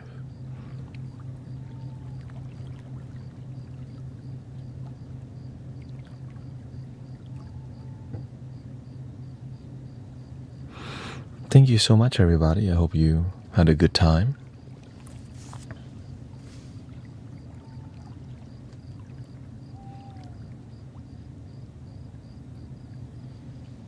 I'll be back tonight, 11:30 to 5:30 a.m. back on my flow.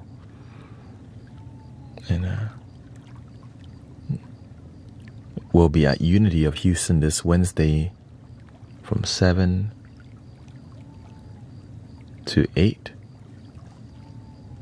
which is also a free, right, donation-based sound healing is all that I do. So thank you to all your all your donations, all your gifting. This is my full time. I'm grateful that we can continue to help people from the heart, and the results have been profound, which is why this is working. It just took a while, and right, you gotta be good, or else people don't actually know results. When you're a practitioner with results, you make your teachers proud. You make yourself proud. And humanity gets to be happy with you too. And you get to be happy with humanity too. 3 ohms, breathing in.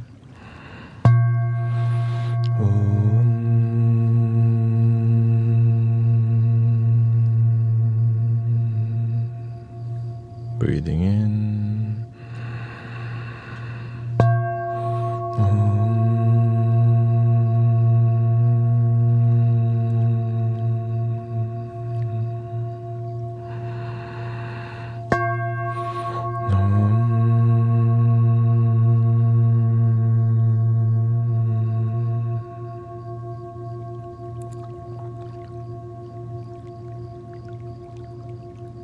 Thank you, Emmanuel, Michael. Please love your damn self. Then I'll see you tonight. Next time on Dragon Ball Z.